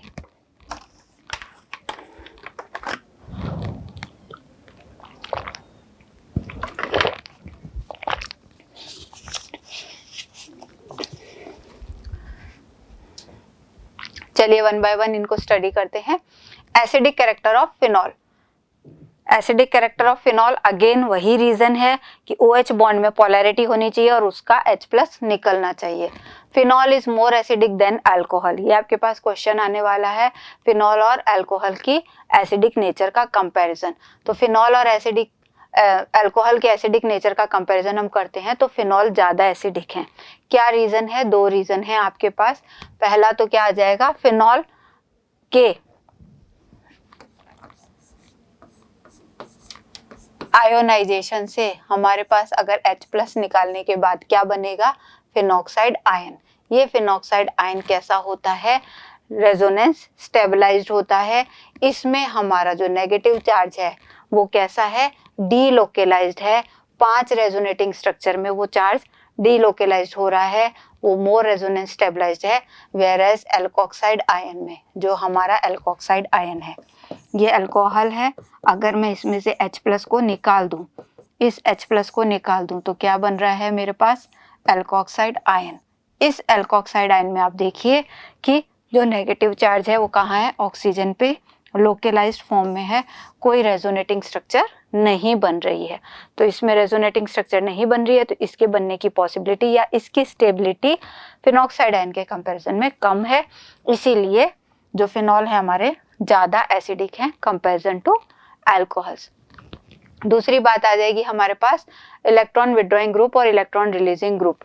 अगर फिनॉल पर, ये हमारा फिनॉल है, इस फिनॉल पर मैंने इलेक्ट्रॉन विड्रॉइंग ग्रुप लगा दिया, कैसे,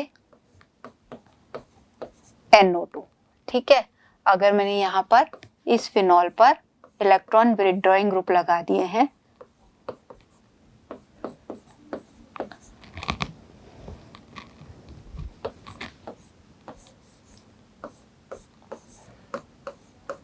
तो किसका एसिडिक बिहेवियर ज्यादा होगा। देखिए फिनॉल है, इसमें हमारे पास एसिड नाइट्रो ग्रुप लगा हुआ है, इलेक्ट्रॉन विड्रॉइंग ग्रुप लगा हुआ है, एक लगा हुआ है। अभी मैंने यहाँ पर एक लगाया है, मैं इसके ज़्यादा, इससे आगे और भी लगा सकती हूँ। मान लीजिए मैंने एक और कंपाउंड ले लिया जिसपे मैंने 2 इलेक्ट्रॉन विड्रॉइंग ग्रुप लगा दिए हैं।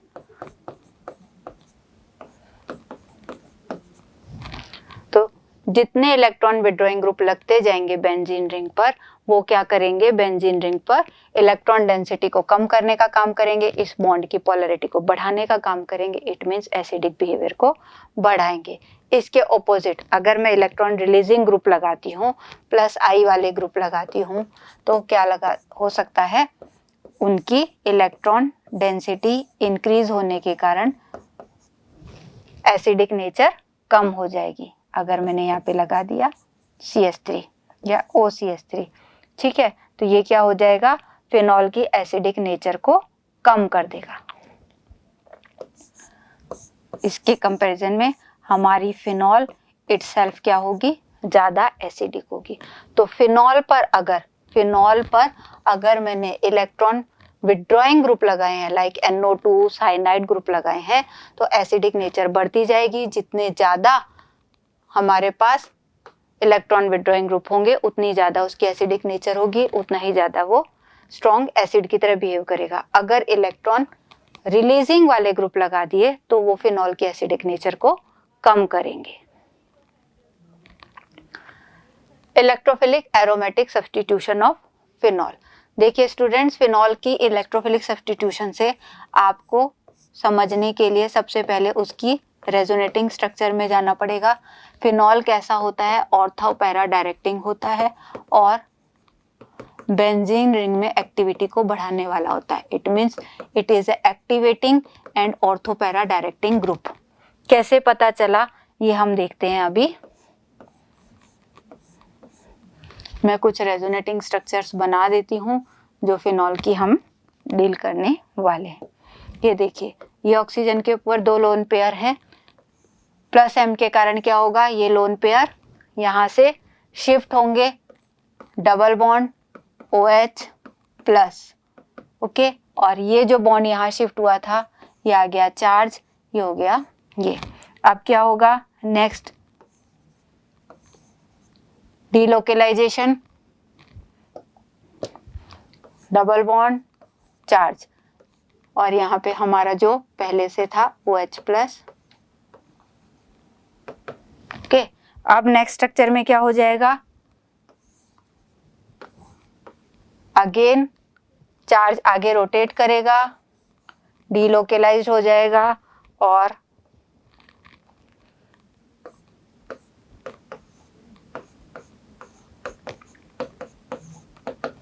नेक्स्ट स्ट्रक्चर में हमारा लोन पेयर ऑफ इलेक्ट्रॉन वापस से अपनी जगह पर शिफ्ट हो जाएगा। इन सब स्ट्रक्चर्स को हम रेजोनेटिंग स्ट्रक्चर बोलते हैं, और इनके बीच में हम डबल हेडेड एरोस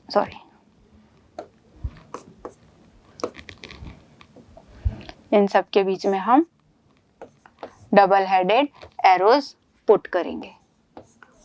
ठीक है, तो आप देख सकते हैं कि अगर हम फिनॉल की रेजोनेटिंग स्ट्रक्चर देखें तो because of its plus m effect ये क्या करेगा, बेंजीन रिंग में इलेक्ट्रॉन डेंसिटी को इंक्रीज करने का काम कर रहा है। कैसे पता चला हमें इंक्रीज करने का काम कर रहा है, क्योंकि नेगेटिव चार्ज जो है वो बेंजीन रिंग में डीलोकेलाइज्ड हो रहा है। बेंजीन रिंग में नेगेटिव चार्ज डीलोकेलाइज्ड हो रहा है, और कहाँ पे हो रहा है, ऑर्थो और पैरा पोजीशन पे। देखिए, ऑर्थो और पैरा पोजीशन पे नेगेटिव चार्ज डीलोकेलाइज्ड हो रहा है, इसलिए फिनॉल कैसा है, ortho para directing benzene ring में इलेक्ट्रॉन डेंसिटी को इंक्रीज कर रहा है, इसलिए क्या है, एक्टिवेटिंग। अगर हम बेंजीन रिंग की इलेक्ट्रोफिलिक सब्स्टिट्यूशन रिएक्शन देखें या फिनॉल की इलेक्ट्रोफिलिक सब्स्टिट्यूशन रिएक्शंस देखें तो उसमें हमारे पास आता है नाइट्रेशन। सबसे पहले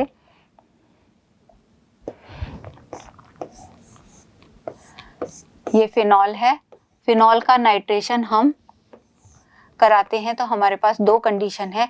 अगर फिनॉल का नाइट्रेशन हम डाइल्यूट HNO3 से कराते हैं, रूटीन नाइट्रेशन करा रहे हैं, तो हमारे पास क्या बन रहा है, ऑर्थो और पैरा नाइट्रोफिनॉल का मिक्सचर।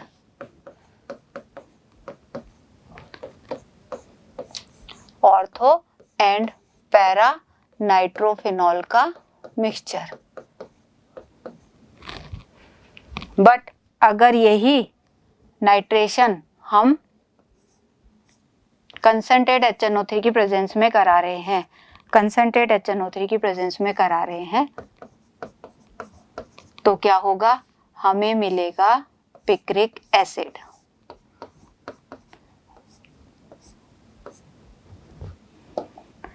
फिनॉल की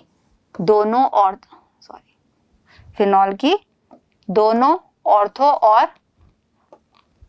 पैरा पोजीशन नाइट्रो ग्रुप से सेटिस्फाइड हो जाती है, और हम इसको बोलते हैं 2,4,6 ट्राई नाइट्रो फिनॉल या picric acid.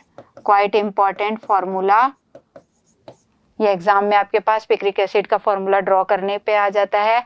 How you will get picric acid from the phenol, by the nitration with concentrate HNO3.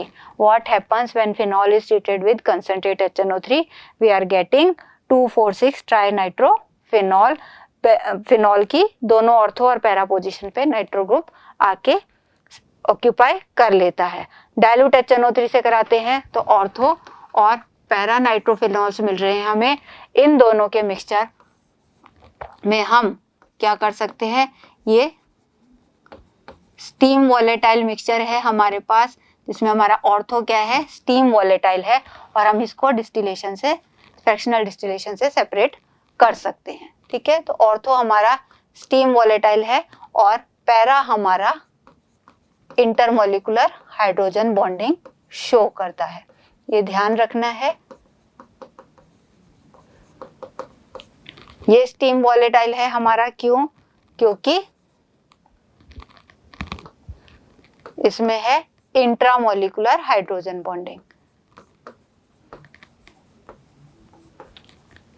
Ortho nitrophenol में हमारा है इंट्रामोलिकुलर हाइड्रोजन बॉन्डिंग, इसलिए स्टीम वॉलेटाइल होता है। पैरा नाइट्रोफिनॉल में इंटरमोलिकुलर हाइड्रोजन बॉन्डिंग होती है, इसलिए वो स्टीम वॉलेटाइल नहीं हो सकता, और इसका बॉइलिंग पॉइंट कंपैरेटिवली हाई होता है और हम इनको डिस्टिलेशन से सेपरेट करते हैं।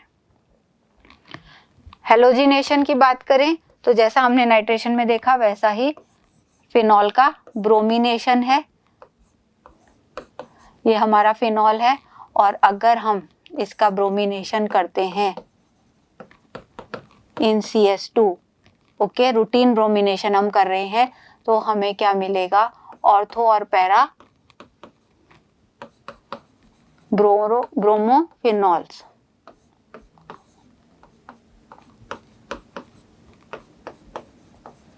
तो ऑर्थो और पैरा ब्रोमोफिनॉल का मिक्सचर हमें मिलता है। पैरा हमेशा ज्यादा होता है, ऑर्थो हमेशा कम होता है। यहाँ पे आपको ध्यान रखना है, ये जो रिएक्शन है ये इन प्रेजेंस ऑफ FeBr3 या मैं कह सकती हूँ लुईस एसिड की अब्सेंस में हो जाती है। In absence of Lewis acid ये रिएक्शन कैरिड आउट हो जाती है। तो क्वेश्चन आता है कि why this reaction can be carried out in absence of Lewis acid, because of activating effect of phenol. Phenol बहुत ज्यादा एक्टिवेटिंग ग्रुप है, इसलिए इस रिएक्शन के लिए हमें लुईस एसिड की भी जरूरत नहीं पड़ती। ऑर्थो और पैरा पे हमारा ब्रोमिनेशन हो जाता है। यही अगर हम फिनॉल का ब्रोमिनेशन Br2 वाटर के साथ कराते हैं तो again because of activating effect of phenol, दोनों ऑर्थो और पैरा पोजीशन ऑक्यूपाई हो जाती हैं by Br and we are getting 2,4,6 tribromophenol. तो दोनों ही ध्यान रखना है। अगर आपसे हेलोजिनेशन ऑफ फिनॉल पर एस्पेक्ट पूछा जाए या क्वेश्चन आए तो आपको ये दोनों रिएक्शंस मेंशन करनी है। CS2 या क्लोरोफॉर्म की प्रेजेंस में आपका ऑर्थो और पैरा ब्रोमोफिनॉल प्रोडक्ट बनेगा, जबकि Br2 वाटर के साथ 2,4,6 ट्राइब्रोमोफिनॉल का आपको प्रोडक्ट बनाना है। नेक्स्ट रिएक्शन हमारी आती है फिनॉल की कोलबेज रिएक्शन। क्वाइट इंपॉर्टेंट रिएक्शन है। क्या है ये रिएक्शन? फिनॉल की रिएक्शन हमने कराई NaOH के साथ, क्या बना? Sodium phenoxide. ये रिएक्शन वो रिएक्शन है जो फिनॉल की एसिडिक नेचर को शो कर रही है। यहाँ से हमारे फिनॉल का H निकल रहा है, सोडियम फिनॉक्साइड बन गया। इस सोडियम फिनॉक्साइड की रिएक्शन जब हम कार्बन डाइऑक्साइड के साथ कराएंगे तो क्या बनेगा?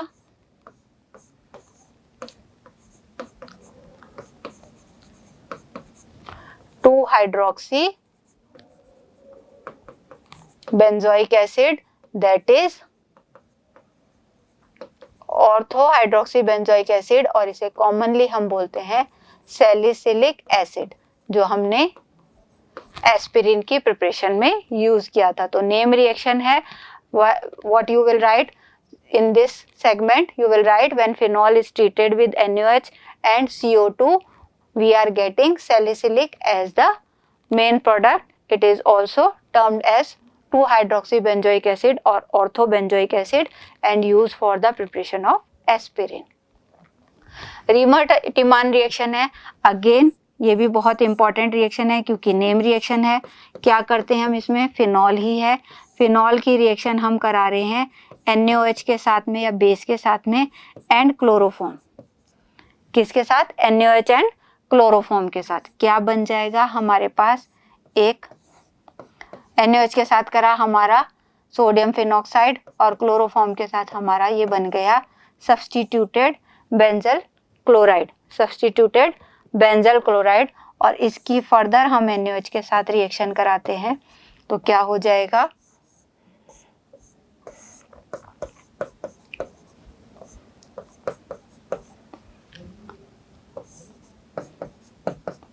हमारे पास प्रोडक्ट आएगा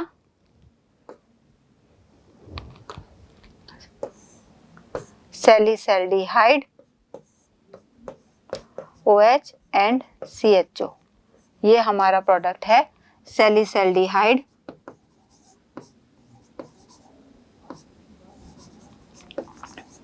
ओके तो फिनॉल की रिएक्शन आपने NaOH और CO2 के साथ करा तो सैलिसिलिक एसिड, फिनॉल की रिएक्शन आपने NaOH और क्लोरोफॉर्म के साथ किया तो आपको मिला salicylaldehyde. Kolbe reaction when we are getting salicylic acid from the phenol, Riemann-Tidman reaction when we are getting salicylaldehyde from the phenol by treating it NaOH and CHCl3.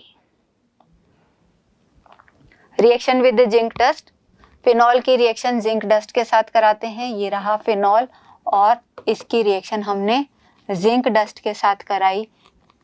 ये एक वो रिएक्शन है जिसमें CO बॉन्ड का cleavage होता है, phenol के CO bond का क्लीवेज होता है और हमें मिलती है बेंजीन प्लस जिंक ऑक्साइड। तो क्वाइट इंपॉर्टेंट है only the reaction in which CO bond is cleaved. Oxidation, phenol की रिएक्शन अगर हम किसके साथ करा लें, सोडियम डाइक्रोमेट के साथ या स्ट्रॉन्ग ऑक्सीडाइजिंग एजेंट K2Cr2O7 के साथ कराएंगे, क्रोमिक एसिड्स के साथ कराएंगे, what we are getting hydroquinone और which is tautomerized in form of quinone. Okay तो ये हमारे पास फिनॉल है, फिनॉल से हमें क्या मिला, हाइड्रोक्विनोन।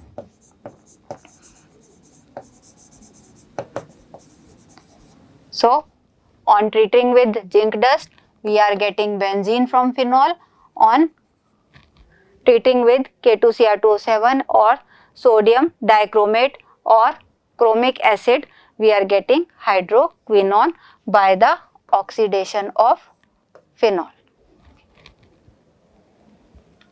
यहाँ तक के सेगमेंट में हमारा फिनॉल कंप्लीट होता है। फिनॉल के सेगमेंट में काफ़ी रिएक्शंस तो आपके पास अल्कोहल का ही बेस बनती हैं। स्पेसिफिक रिएक्शंस में आपको नेम रिएक्शंस पे थोड़ा सा कंसंट्रेट रहना होगा। Next segment of this chapter that is preparation of ethers. Ether हमारा सेगमेंट है। ईथर का क्लासिफिकेशन हम कर चुके। क्या होते हैं ईथर, अगर हम हाइड्रोजन ऑफ एल्केन और एरीन को रिप्लेस करते हैं एल्कोक्सी ग्रुप से तो हमें मिलते हैं ईथर, जिन्हें हम रिप्रेजेंट करते हैं ROR और AROR। ओके तो ये हमारे ईथर हैं। अब इनका क्लासिफिकेशन भी हम कर सकते थे, सिमेट्रिक और अनसिमेट्रिक। नेक्स्ट सेगमेंट में हम पढ़ रहे हैं प्रिपरेशन ऑफ ईथर्स। दो मेथड हैं हमारे पास, dehydration of alcohols and Williamson synthesis. दोनों ही मेथड क्वाइट इंपॉर्टेंट है। वन बाय वन हम इन दोनों को स्टडी करते हैं। बाय डिहाइड्रेशन ऑफ अल्कोहल, हमने पिछले सेगमेंट में अल्कोहल के डिहाइड्रेशन को पढ़ा था और उससे हमने एल्कीन बनाई थी। तो क्या फ़र्क है, देखिए डियर स्टूडेंट्स, CH3CH2OH, अभी हमारे पास वापस से इथेनॉल है और इथेनॉल का जब हम हीटिंग कर रहे हैं तो हमारे पास बन रही है alkene CH2 double bond CH2 by the loss of water, जिसे हमने डिहाइड्रेशन कहा था। यही इथेनॉल हमें प्रोडक्ट दे रहा है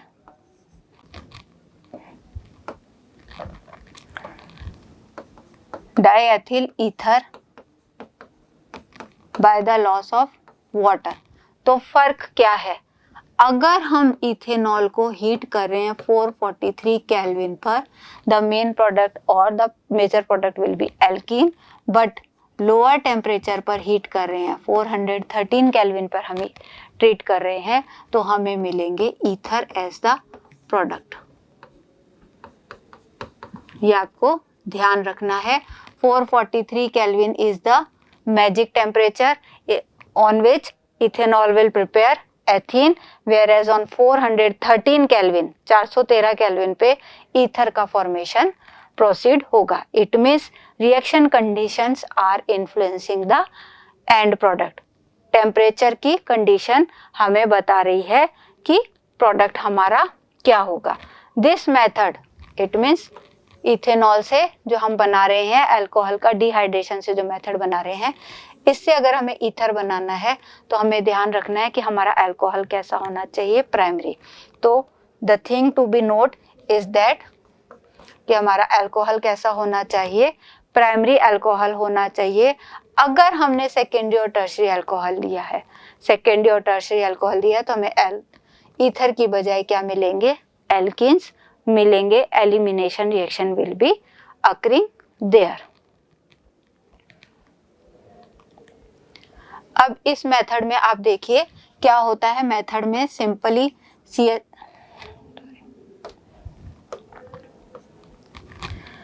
हमारे पास इथेनॉल है C2H5OH।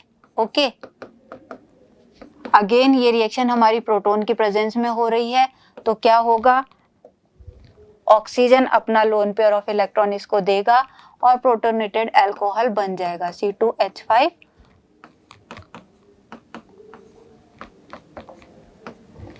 ठीक है, ये हमारा प्रोटोनेटेड अल्कोहल बन गया, जिसको मैं और ओपन करके लिखूं तो CH3CH2OH। ओके, अब क्या होगा, हमारे इस ऑक्सीजन की डेफिशिएंसी को कंप्लीट करने के लिए ये हमारा बॉन्ड ब्रेक हो जाएगा और CH3CH2 बनेगा, CH3CH2 बनेगा। बट इसी समय साइड से, बैक से हमारा क्या हो जाएगा, इथेनॉल का दूसरा मॉलिक्यूल आके अपने लोन पेयर ऑफ इलेक्ट्रॉन्स इसको दे देगा और इसके साथ में अटैच हो जाएगा। ठीक है, तो यहाँ पे क्या बन जाएगा हमारा, ये जो CH3CH2 बनना चाहिए था, अब ये इस पे बना नहीं, इस पे हमारा दूसरा मॉलिक्यूल आकर अटैच हो गया है OCH2CH3। अगर मैं दोनों का कलर अलग करूं तो आप देख सकते हैं कि ये वाला जो मॉलिक्यूल है और यहाँ से हमारा H और इसने यहाँ पे लगा दिया प्लस। ठीक है, ये देखिए ये वाला अल्कोहल जो है हमारा, ये हमारा सेकेंड मॉलिक्यूल है। इस ऑक्सीजन से हमारा CH3CH2 के बीच में बॉन्ड बन गया, क्योंकि इसने लोन पेयर दिया था तो इसके ऊपर पॉजिटिव चार्ज आ गया। नेक्स्ट सेगमेंट में क्या होगा, इस पॉजिटिव चार्ज की डेफिशिएंसी कंप्लीट करने के लिए H प्लस निकल जाएगा और हमारे पास प्रोडक्ट बन जाएगा, that is CH3CH2OCH2CH3 by the loss of proton. Clear, तो ये हमारा बन गया ईथर। तो इस तरीके से अगर ये हमारा 1 डिग्री अल्कोहल है तो हमारे पास ईथर मेन प्रोडक्ट होगा। अगर अल्कोहल हमारा 2 डिग्री या 3 डिग्री है तो हमारा प्रोडक्ट एल्कीन होगा। तो थिंग टू बी नोट और लिमिटेशंस और कंडीशंस मैं बात कहूँ तो रिएक्शन कंडीशंस की बात करें तो क्या बात होगी, अल्कोहल कैसा होना चाहिए हमारा 1 डिग्री और टेम्परेचर कैसा होना चाहिए, लो। ये दोनों कंडीशन होंगी तो हमारे पास ईथर बनेगा,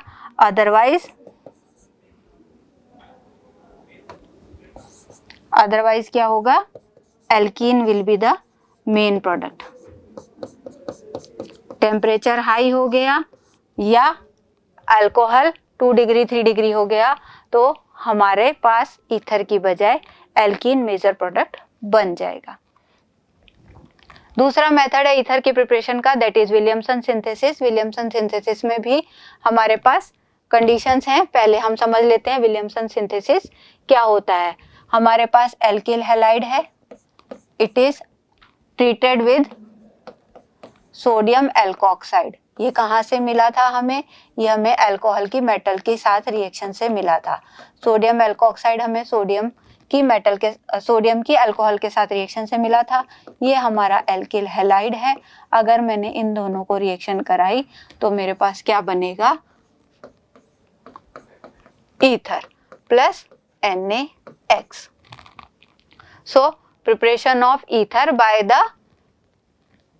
reaction of alkyl halide with sodium alkoxide is termed as Williamson synthesis और Williamson preparation। अब Williamson synthesis से हम सिमेट्रिक और अनसिमेट्रिक किसी भी तरीके की ईथर की प्रिपरेशन कर सकते हैं।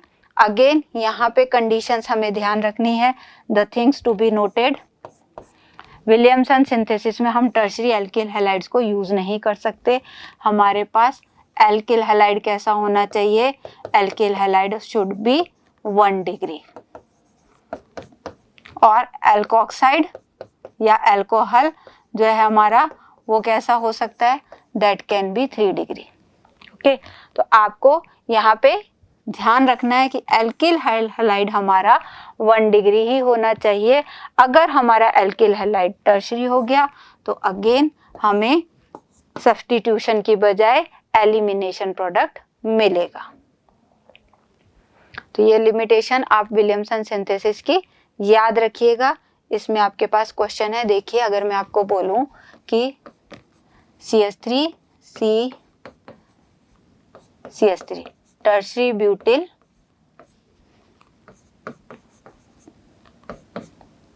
मिथाइल ईथर, ठीक है, अगर मुझे यही बनाना है तो मेरे पास 2 चॉइस हो सकती है। देखिए ये ईथर मुझे बनाना है, ठीक है, ये मेरा डिजायर्ड प्रोडक्ट है।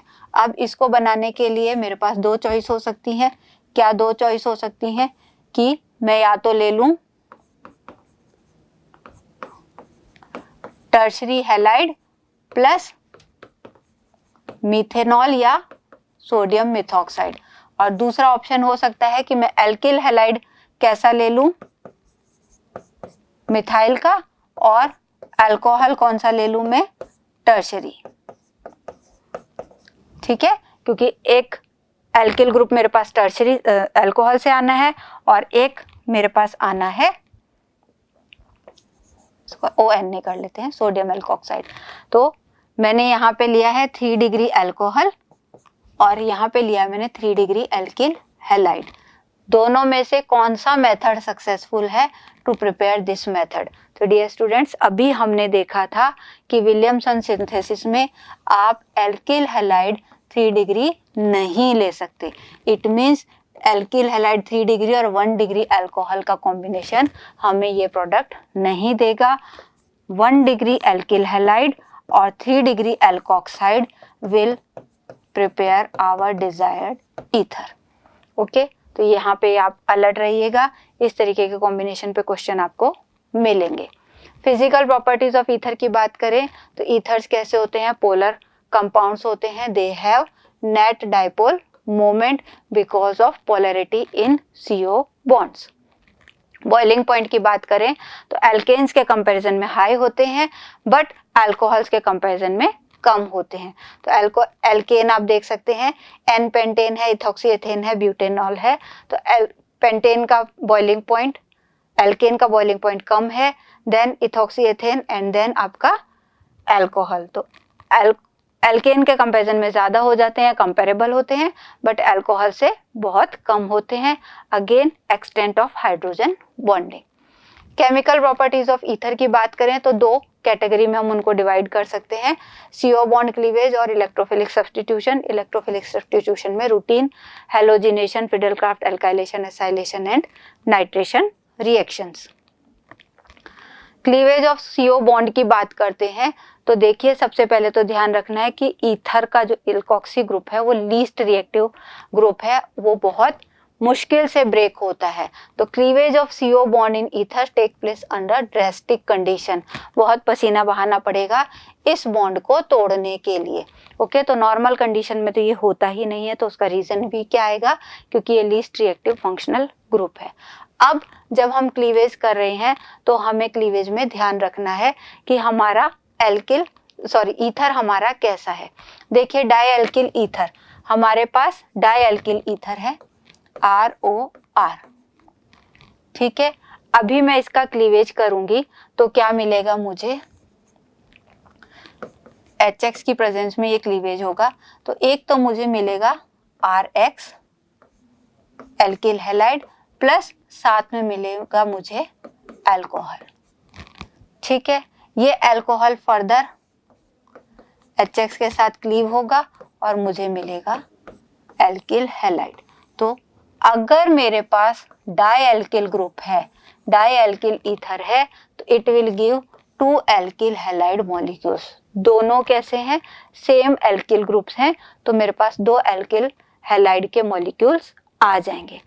अगर मेरे पास डाई एल्किल ईथर ही है बट दोनों में क्या है, डिफरेंट एल्किल ग्रुप्स है, इट मीन्स ROR डैश, दोनों मेरे पास डिफरेंट हैं, R और R डैश मेरे पास डिफरेंट है। तो मेरे पास अगेन दो केस आ जाएंगे कि 1 डिग्री या 2 डिग्री एल्किल ग्रुप है। अगर R और R डैश ये और ये दोनों कैसे हैं, 1 डिग्री और 2 डिग्री हैं, तो लोअर एल्किल ग्रुप मेरा एल्किल हैलाइड बनाएगा, दैट इज RX बनाएगा।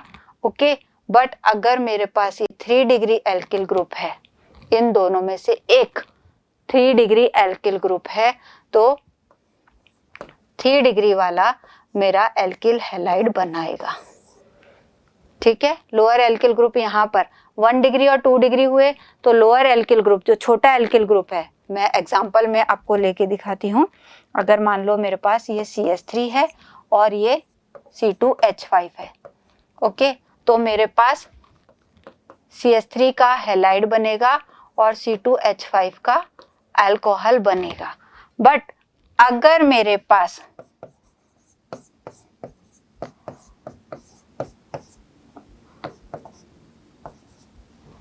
टर्शरी एल्किल ग्रुप आ गया, अगर मेरे पास टर्शरी एल्किल ग्रुप आ गया, तो टर्शरी एल्किल ग्रुप जो है वो मेरा हैलाइड बनाएगा, और इसको मैं दूसरा ले लेती हूँ C2H5, तो और सिंपल हो जाएगा। और जो मेरा 1 डिग्री या 2 डिग्री है वो बनाएगा मेरा अल्कोहल। तो ये आपको बहुत ध्यान रखना है। इस तरीके के एग्जाम्पल आपको आपकी एक्सरसाइज में, NCERT की टेक्सचुअल एक्सरसाइज में और इन टेक्स्ट में मिलेंगे, जहाँ डिफरेंट तरह के एल्किल ईथर्स आपको दिए हुए हैं और आपको उनको क्लीव करना है और प्रोडक्ट को बनाना है। तीसरा केस आ जाता है हमारे पास alkyl aryl ether. It means मेरे पास एक तरफ R है और एक तरफ एरिल ग्रुप है। अगर मैं इसको क्लीवेज कराना चाह रही हूँ HX के साथ में, तो ध्यान रख लीजिए स्टूडेंट्स, अगर एरिल ईथर वहाँ पर है तो हमेशा आपका प्रोडक्ट एक होगा फिनॉल एंड दूसरा आपका होगा एल्किल हैलाइड। हमेशा एल्किल वाला जो ग्रुप है, एल्किल और ऑक्सीजन के बीच में जो ग्रुप है, वो ब्रेक होगा रेदर देन एरिल और ऑक्सीजन, क्योंकि ये बॉन्ड ब्रेक करना डिफिकल्ट है। तो ये कभी ब्रेक नहीं होगा, ये बॉन्ड ब्रेक होगा और आपको प्रोडक्ट में बनाना है फिनॉल इंपॉर्टेंटली। और ये आपके बहुत फ्रिक्वेंटली आस्क्ड क्वेश्चन है इस सेगमेंट में से, जहाँ पे क्लीवेज करना है आपको गिवन ईथर का। गिवन ईथर अगर आपको दिया है, अच्छे से ओवरव्यू कर दिए, उसमें एल्किल ग्रुप सिमिलर है तो कोई डाउट ही नहीं है, 2 एल्किल हैलाइड आप बना दीजिए। दोनों एल्किल ग्रुप अगर डिफरेंट हैं और उनमें आपको देखना है कि दोनों 1 डिग्री 2 डिग्री हैं या उनमें से कोई 3 डिग्री है। अगर कोई 3 डिग्री एल्किल ग्रुप उसमें इन्वॉल्व है तो आपको 3 डिग्री वाले से एल्किल हैलाइड बनाना है और अदर से आपको अल्कोहल बनाना है। बट अगर कोई 3 डिग्री ग्रुप नहीं इन्वॉल्व है तो आपको लोअर ग्रुप से एल्किल हैलाइड बनाना है और लार्जर ग्रुप से अल्कोहल बनाना है। एरिल और एल्किल ईथर के केस में एरिल से ग्रुप से आप हमेशा फिनॉल को प्रोडक्ट बनाएंगे बजाय के एल्किल के। ओके, तो ये बहुत अलर्ट रहने वाला एरिया है, यहाँ पे ध्यान रखिएगा। नेक्स्ट सेगमेंट आता है हमारा electrophilic substitution reaction of ethers. तो ईथर में हम कॉमन एग्जांपल जो ले रहे हैं वो है हमारे पास एनिसोल, OCH3 ग्रुप है या OR ग्रुप है, तो हमें पता है अगेन ये भी कैसा है, ऑर्थो पैरा डायरेक्टिंग और एक्टिवेटिंग। ऑर्थो पैरा डायरेक्टिंग है तो कोई प्रॉब्लम हमें आने वाली नहीं है। हेलोजिनेशन की बात है, ऑर्थो और पैरा पे हेलोजन हमारा लग जाएगा, ये पैरा पे और ऑर्थो पे आपने प्रोडक्ट बना दिया। नाइट्रेशन की बात करेंगे, अगेन एनिसोल हमने लिया एज द कॉमन एग्जांपल और हमने उसकी रिएक्शन करा दी HNO3 एंड H2SO4 के साथ। क्या बन जाएगा हमारा, ऑर्थो और नाइट्रो पे, ऑर्थो और पैरा पे नाइट्रो ग्रुप जाके अटैच हो जाएगा एज इलेक्ट्रोफाइल। क्वाइट सिंपल, कोई इसमें दिमाग पे जोर देने वाली बात ही नहीं है। अगर आपको ग्रुप का डायरेक्टिंग इन्फ्लुएंस आता है, आपको पता चल गया कि ये ऑर्थो पैरा है, तो आप halogenation, nitration, like that, Friedel Crafts alkylation और एसाइलेशन, सभी रिएक्शंस में क्या कर सकते हैं, प्रोडक्ट को प्रिडिक्ट कर सकते हैं। Friedel Crafts alkylation, it is reaction with alkyl halide in presence of anhydrous AlCl3। क्या हो जाएगा, अगेन ऑर्थो और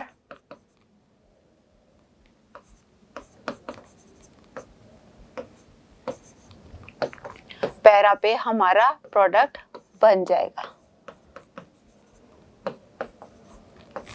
Alkyl group is introduced at ortho and para position. Similarly, Friedel Crafts acylation, हमारा एनिसोल रिएक्शन करेंगे CH3COX या RCOX के साथ में इन प्रेजेंस ऑफ एनहाइड्रस AlCl3। क्या बनेगा,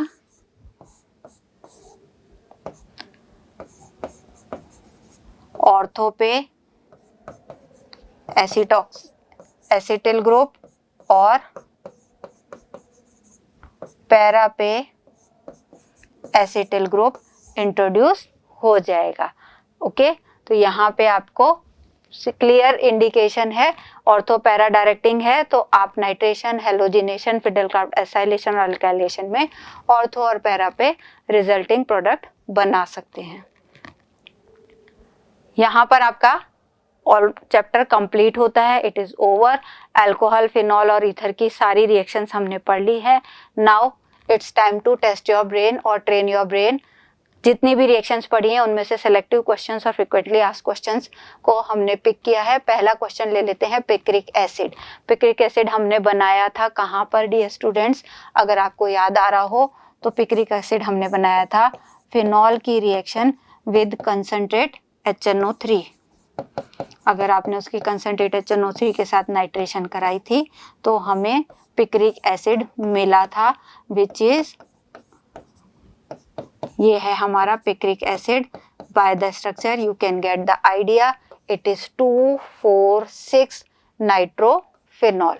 so option D is the correct answer, 2,4,6 trinitrophenol. Which enzyme converts glucose and fructose into ethanol?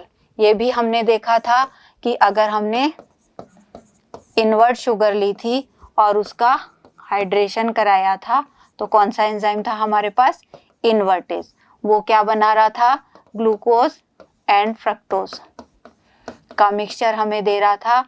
अब glucose and fructose के मिक्सचर को जाइमेज एंजाइम कन्वर्ट कर रहा था इथेनॉल में, तो यहाँ पे हमारा आंसर हो जाएगा जाइमेज एंजाइम। माल्टेज माल्टोज को कन्वर्ट करता है, डायस्टेज आपका सुक्रोज स्टार्च को कन्वर्ट करता है। Okay, primary alcohols can be obtained from the reaction of the RMGX with Grignard reagent. RMGX की रिएक्शन से हमें कौन सा कंपाउंड लें कि हमें प्राइमरी अल्कोहल मिले। डियर स्टूडेंट, प्राइमरी अल्कोहल यहाँ पर हम देख सकते हैं, हमने रिएक्शंस पढ़ी थी। अगर हम मिथेनॉल के साथ रिएक्शन कराएंगे तो हमें प्राइमरी अल्कोहल मिलेगा। CO2 के साथ रिएक्शन कराएंगे तो हमें कार्बोक्सिलिक एसिड मिलता है, जो हम नेक्स्ट चैप्टर में पढ़ेंगे। इसके साथ हमें 2 डिग्री अल्कोहल मिलेगा और वाटर के साथ हमें एल्केन मिलेगी। तो इसमें आपका ऑप्शन बी है correct one. Next question from this segment, the increasing order of acidity. आपको एसिडिक बिहेवियर के ऑर्डर में उनको अरेंज करना है। कौन कौन से हैं, let's see. Phenol, para methyl phenol, meta nitrophenol and para nitrophenol. देख लेते हैं, पहले स्ट्रक्चर बना लेते हैं। ये आ गई हमारी phenol, methyl phenol, it means OH और हमने लगा दिया CH3। पैरा मिथाइल फिनॉल है तो हम पैरा पे लगा लेते हैं इसको rather than ortho. Meta nitrophenol,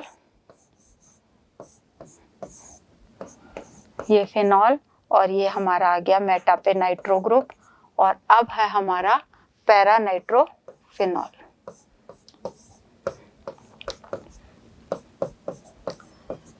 ठीक है, ये हमारा फिनॉल है, ये para methyl phenol, meta nitrophenol, para nitrophenol. अब हमें अरेंज करना है इंक्रीजिंग ऑर्डर। इंक्रीजिंग ऑर्डर मतलब सबसे कम जिसका होगा पहले हम रखेंगे उसको, और उसके बाद बढ़ते हुए ऑर्डर में। तो इन सब में देखिए, यहाँ पर देखिए ये फिनॉल है हमारा स्टैंडर्ड, और फिनॉल पे हमें इलेक्ट्रॉन रिलीजिंग ग्रुप लगाना है, ये इलेक्ट्रॉन विड्रॉइंग ग्रुप है और ये इलेक्ट्रॉन विड्रॉइंग ग्रुप है। तो हमने पढ़ा था कि इलेक्ट्रॉन रिलीजिंग ग्रुप जो होते हैं वो एसिडिटी को डिक्रीज करते हैं, और इलेक्ट्रॉन विड्रॉइंग ग्रुप जो है वो एसिडिटी को इंक्रीज करते हैं। तो ये दोनों तो एसिडिटी को इंक्रीज करेंगे, ये एसिडिटी को डिक्रीज करेंगे। इट मीन्स ये सबसे लीस्ट हो जाएगा, फर्स्ट नंबर पे यही रखेंगे। सेकेंड नंबर पे, क्योंकि फिनॉल के कंपेरिजन में है, सेकेंड नंबर पे आ गया फिनॉल। फिनॉल से अब इन दोनों की ज्यादा है। अब इन दोनों में किसकी ज्यादा है? इन दोनों में हमारे मेटा नाइट्रोफिनॉल की ज्यादा है और पैरा पे सबसे ज्यादा है। तो देख लेते हैं कौन सा ऑर्डर है। मेटा नाइट्रोफिनॉल नहीं, सबसे पहले हमें चाहिए para methyl phenol. Para methyl phenol, meta nitrophenol, no. Para methyl phenol, phenol, meta nitrophenol and para nitrophenol. तो option C will be the correct one. हमारा ये ऑर्डर है, इसमें हमारा सबसे एसिडिक, मोस्ट एसिडिक हो जाएगा पैरा नाइट्रोफिनॉल, और लीस्ट हो जाएगा हमारा para methyl phenol. Fifth, in which case methyl tert butyl ether is formed. देखिए स्टूडेंट्स, अगेन ये हमारा विलियमसन सिंथेसिस है। विलियमसन सिंथेसिस में हमने क्या किया है, एक एल्कोक्साइड लिया हुआ है और एक एल्किल हैलाइड लिया हुआ है। अभी हमें मिथाइल टर्शीब्यूटिल ईथर बनाना है। तो विलियमसन सिंथेसिस में हमें ध्यान रखना है कि हमारे पास 3 डिग्री का तो एल्कोक्साइड होना चाहिए अगर हमें बनाना है, और 1 डिग्री का एल्किल हैलाइड। अगर ये कॉम्बिनेशन है तभी हम बना पाएंगे, अदरवाइज नहीं बना पाएंगे। तो देखते हैं, 3 डिग्री का एल्कोक्साइड, 1 डिग्री का हैलाइड, ठीक है। बट हमारे पास क्या है 3 डिग्री में? टर्शरी ब्यूटाइल, बट यहाँ पे टर्शरी ब्यूटाइल नहीं है। देन ये आ गया हमारा टर्शरी ब्यूटिल और ये मिथाइल, तो ये हमारा ऑप्शन करेक्ट हो जाएगा। नेक्स्ट सेगमेंट में हमारे पास, ये तो हमारे पास टर्शरी है बट ये मिथाइल ग्रुप नहीं है। अगेन यहाँ पे भी मिथाइल ग्रुप नहीं है। तो हमारा ऑप्शन बी जो है 3 डिग्री का एल्कोक्साइड और मिथाइल हैलाइड CH3X हमारा परफेक्ट कॉम्बिनेशन है to prepare this ether by the Williamson synthesis. तो डियर स्टूडेंट्स, आज के लिए इतना ही। आई होप इस मास्टर सीरीज के इस सेगमेंट में आपने बहुत सारी रिएक्शंस को समझा होगा और आपके लिए हेल्पफुल रहेंगी। अगेन आपकी प्रैक्टिस ही सबसे बड़ा डिसाइडिंग फैक्टर है, आपका डिटर्मिनेशन ही सबसे बड़ा डिसाइडिंग फैक्टर है। तो आज का गुरु मंत्र आपको ठानना है कि जीतेंगे हम ये युद्ध, खुद से वादा करो, कोशिश हमेशा ज़्यादा करो, कोशिश हमेशा ज़्यादा करो, किस्मत भी रूठे पर हिम्मत न टूटे, मजबूत इतना इरादा करो। तो स्ट्रॉन्ग डिटर्मिनेशन के साथ continuously keep learning, keep practising. Thank you everyone.